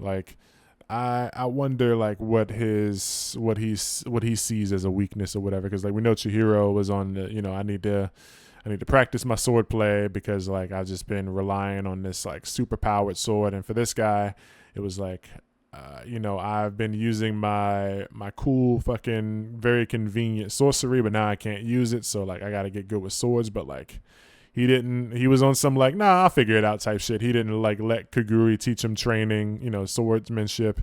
He just kind of did it, and we see he's fighting this dude, like you said, 150 years of fucking sword mastery, and he just didn't give a fuck. Chopped that arm off, and in the end, we see he brought dude's head with him, bro, in the elevator. Shit is a movie. That is crazy. But what else? I love that. I love that. The other Hishaku member. What was her name? Toto. Yeah, Toto.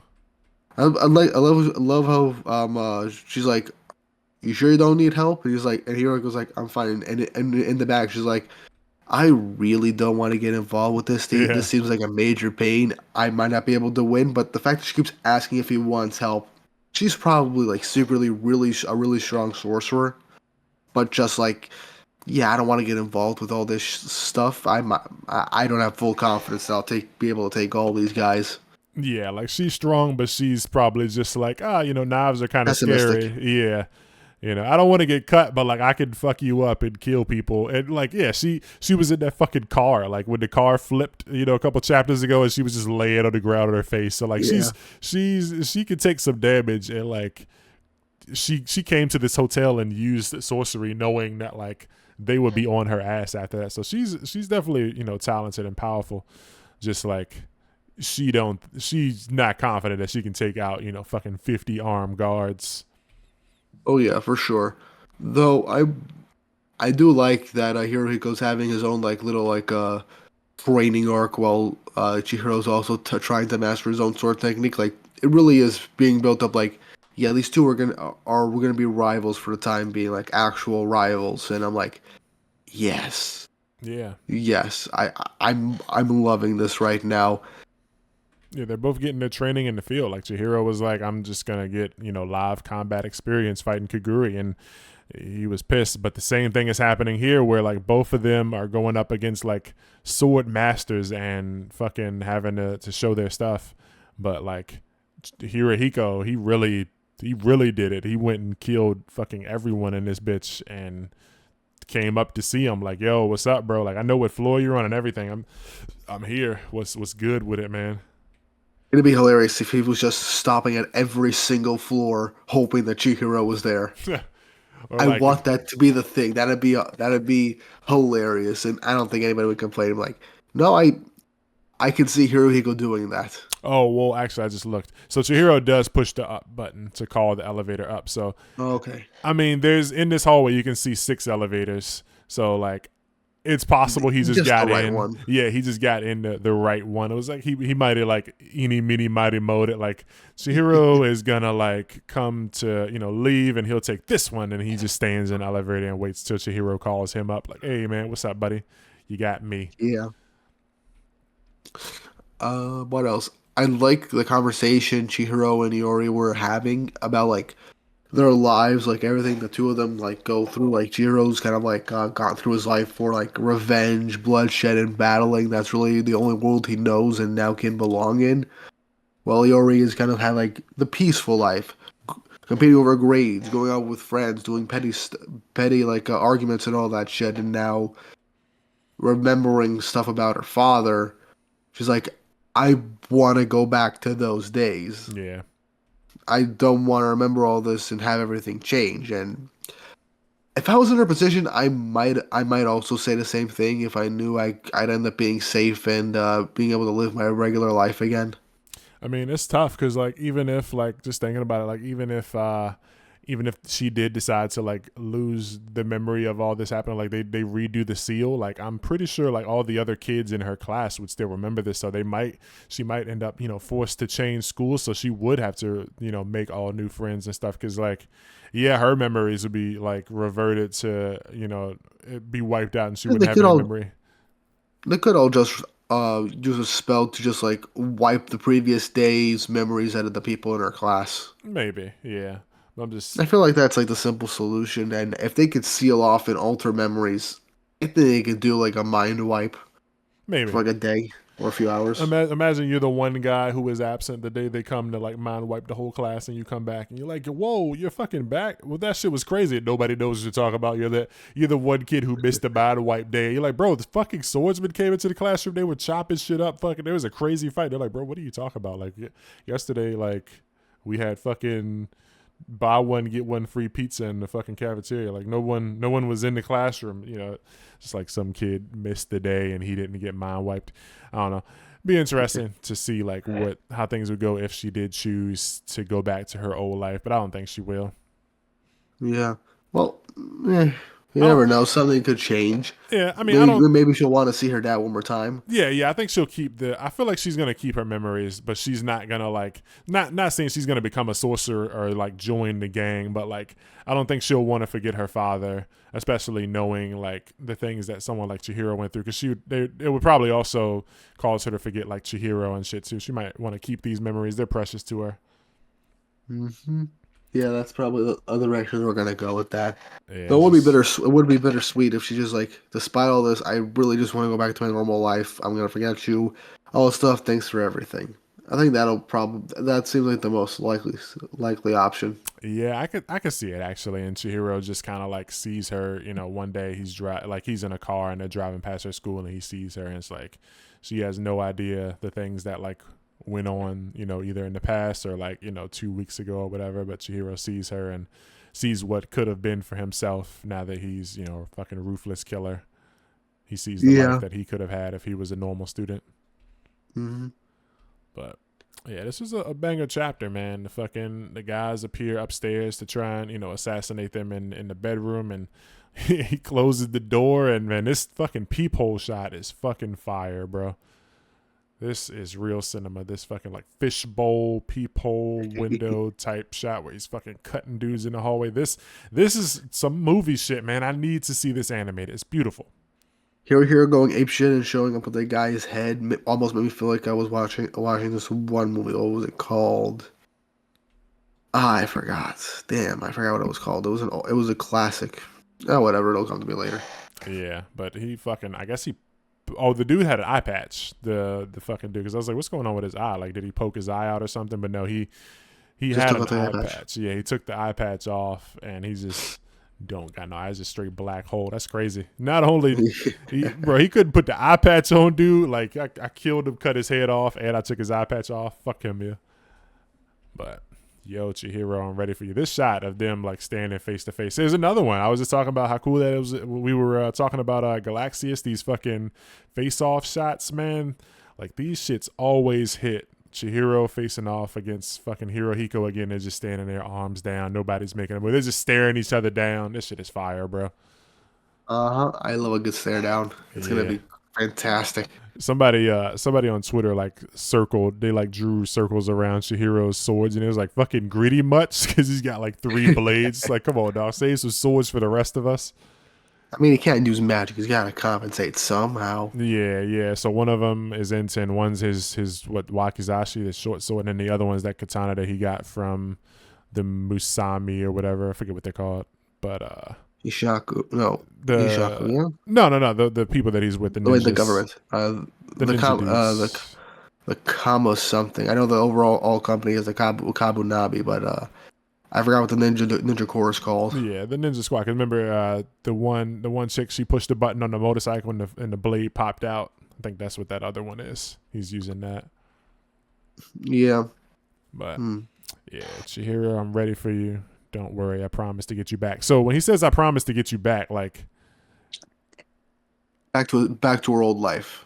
oh, okay. Because I was thinking like he's gonna like push her and jump in the elevator with fucking Hirohiko. So she falls back and he jumps in the elevator and they fight in the elevator like as it's going to a different floor. He like leaves her alone. It's like I gotta leave you, but I would come back for you type thing. That's where I was like thinking with it. Like me and you're gonna have to be separated for a second because I can't like fight this guy and protect you. But like I'm gonna come back for you type thing. But yeah. I do like getting her back to her memories or whatever, getting her to some safety. I don't know. Can't wait to see what it means. But looks like he's pulling out a sword on this one page. I didn't know what that was at first. I think now I see when he says, "Don't worry, I promise to get you back." I think to the right of that is him grabbing a sword. Mm-hmm. But I think that was it. Yeah, can't wait to see where this goes next week. This stare down is fucking everything. This shot and fucking the peephole shot. Hokuzono was on that shit this week. The movies. Oh yeah, man, for like, sure. Yeah, you don't get shit like this every day. And then another like this shot, like the fucking bottom panel where Chihiro's standing in the hallway and just dead bodies and blood all over the walls and shit. It's beautiful. Yeah. This is what we come here for, yeah. Mm-hmm.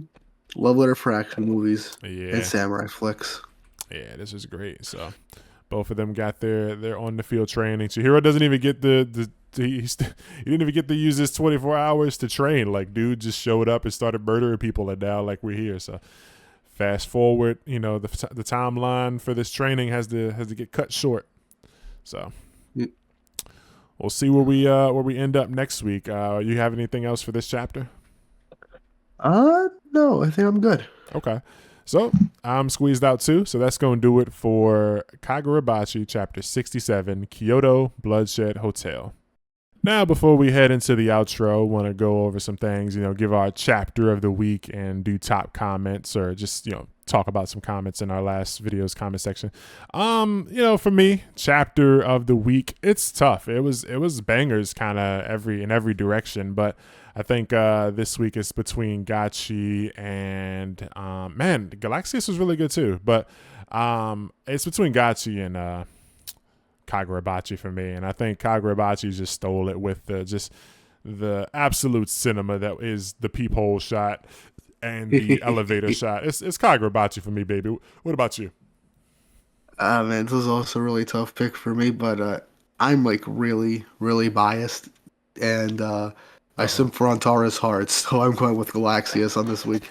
The unbridled aura was just too much. Yeah, it was understandable. This Galaxias chapter, this was probably the best Galaxias chapter so far. Not to say that any of the other ones were outside bad. of chapter 1, yeah. Yeah, this was a banger, and Antara, like whenever she shows up, it's gonna be fucking dicks out for Harambe. Her chapters are gonna be bangers. So yeah, that's a respectable take. But let us know down below, what you guys put for chapter of the week, of course. So I said Kagurabachi. He said Galaxias. So that's our take. Now moving into top comments. Yeah, so there's a couple comments I wanted to highlight, talk about real quick before we get out of here. So from Shamar Barrett, 9958. I'm surprised you guys didn't bring up that Yura and some of the Hishaku could be from that Dachinseki Island. Shrug emojis. With theories and stuff, it's like, yeah, we're kind of like in the moment, so we're not like super, I don't think any of us are like diving into like the subreddits and like going super deep into the community. So like, with theories, it's cool, that might be your theory, but we just didn't think of it, I guess, and it is what it is. Yeah, never. Yeah, and like we don't want to like even if like we did, like I don't.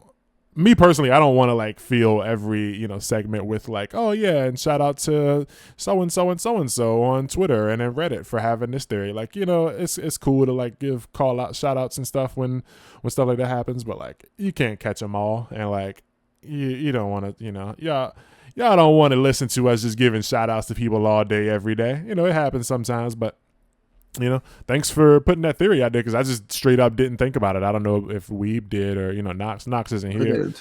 You say you did? I did not. Oh yeah, see, we just didn't think about it, so it happens. But I mean, one up to you, brother. You got a theory out there that I didn't even consider. So something I did notice, because somebody posted that picture though again when they pulled up, was that the guy on the right, if you zoom in, it kind of looks like when they're walking up on the shore, the guy on the right in that silhouette kind of looks like a guy and a girl, maybe like kissing. So you can go check that out. It's probably not a guy and a girl kissing. It's probably just a guy, and it looks funny, but I thought it was a guy and a girl on that one chapter, that one page or whatever. But thank you, Shamar Barrett, 9958. Now jumping to a comment from Tiberius with a 6. Shout out my boy. You know how I know Yato is an old head? Bro dropped a 10-10-220 reference. Yeah, that's old. That's probably before Weeb's time. Yo, you know about that 10-10-220? Nope. It's an old commercial. You can look it up on YouTube. Yo, it's like international calls for like, it was like 10 cents every minute for 20 minutes. Some shit. It was crazy. It was back in the day. Some old ass commercials, but I didn't expect anyone to catch that. Also from Tiberius, he said, I did not read the new chapter yet, but I am about to. I just want to point out that they both ordered chocolate cake, but the waiter brought out strawberry cake. That's the kind of cake Power was holding when she got banged on in chapter 1. Plus, Denji is getting called a dog by a devil that's a horseman. There's a bang present, and now there is cake. Yeah, there's a lot there that like I did not catch. This, just that's why these type of spaces are great, because like we might catch some stuff that some people don't, but then you come to the comments, it's like, holy shit, I didn't even think about like that at all. The waiter brought out strawberry cake and they asked for chocolate, and strawberry is what fucking Power was carrying when she got fucking dunked on in the hallway. So definitely some dots being connected there. Did you see that comment, Weep? I think I did see that one a little bit ago. Yeah, the comment section be banging sometimes. There'd be some good stuff in here. Let's see.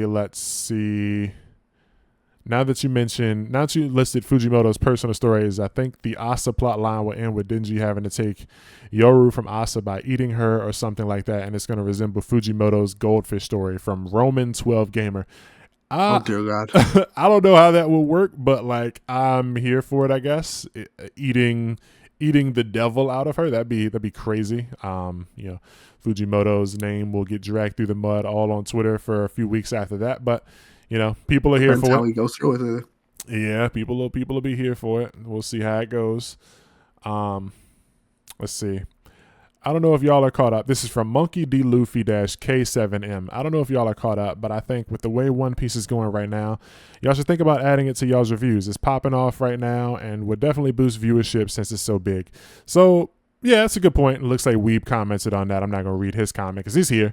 But yeah, we if you haven't, go check out our new channel trailer that we posted a couple days ago. It kind of like highlights our thought process on reviewing the popular manga and just how we selected the titles that we review. But there's a couple of titles here and there that we review that we might think are getting to be more on the weaker side, and then like there's Galaxias, which it's become bi-weekly, so there's some room for changes, but we do kind of have ideas on what we want to swap them out with if the time comes. So Galaxias might be swapping out, and another story might get swapped out. I'm not going to really say much right now, but stay tuned. Keep an eye out on our channel and on our Twitter, because I think this week I'm going to start live streaming on Twitch. And so we'll stream on Twitch. You'll see you'll be able to see the images, and then if you missed the stream, it'll get re-uploaded to YouTube, but it's going to have a crazy fat, massive like trademark copyright filter over it. So you won't really be able to see the images. That way we don't get murdered for copyright. But like if you come to the live stream, you'll be able to see it and, you know, watch the show and react or whatever, you know, throw burgers at me and, you know, get me to say ice cream so good or whatever you want while I read some shit. But I think the first thing I'm planning to read is New Age Exorcist. And then other things that are on the agenda for read-throughs are Hajime no Ippo, One Piece, Chojin X, and a couple other things. Undead Unluck, because I'm at least like 20 chapters behind on like 4 of those things. And Ippo, I've got like 500, 600, 700 chapters to read. So if you're somebody who likes watching, you know, live reads, you know, pull up, man. We're going to post more information soon. I should be doing something this week. So keep an eye on, you know, my Twitter, the Panel Focus Twitter, the YouTube channel. And, you know, we're going to be doing more. This is the comments section. So I wasn't supposed to be talking about future plans in this section, but y'all get it. Y'all cool with it, man. Y'all ain't complaining.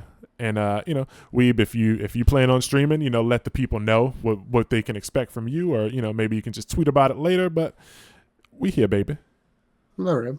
But that's it for the comments section. Let's see. So yeah, man, that brings us to the end of Shonen Pulse episode 17. I was kind of rambling on, and I'm gonna make this short. So thank you for watching. If you stuck to the end, or if you just skipped to the end, or, you know, you got here because the Kagurabachi section ended, thanks for watching. Please like the damn video. Please smash the subscribe button. Please tap dance in the comment section. Let us know what you thought. If we were wrong on anything, if we missed anything, you know, all that good stuff. Please share this video with a friend if you know anybody that reads any of these manga. And please keep an eye on the Twitter and the, you know, all those places where you normally would expect to see news, because we got some live streams coming and some more types of content coming. So keep an eye on that. Don't forget to subscribe, because we need that support, baby. But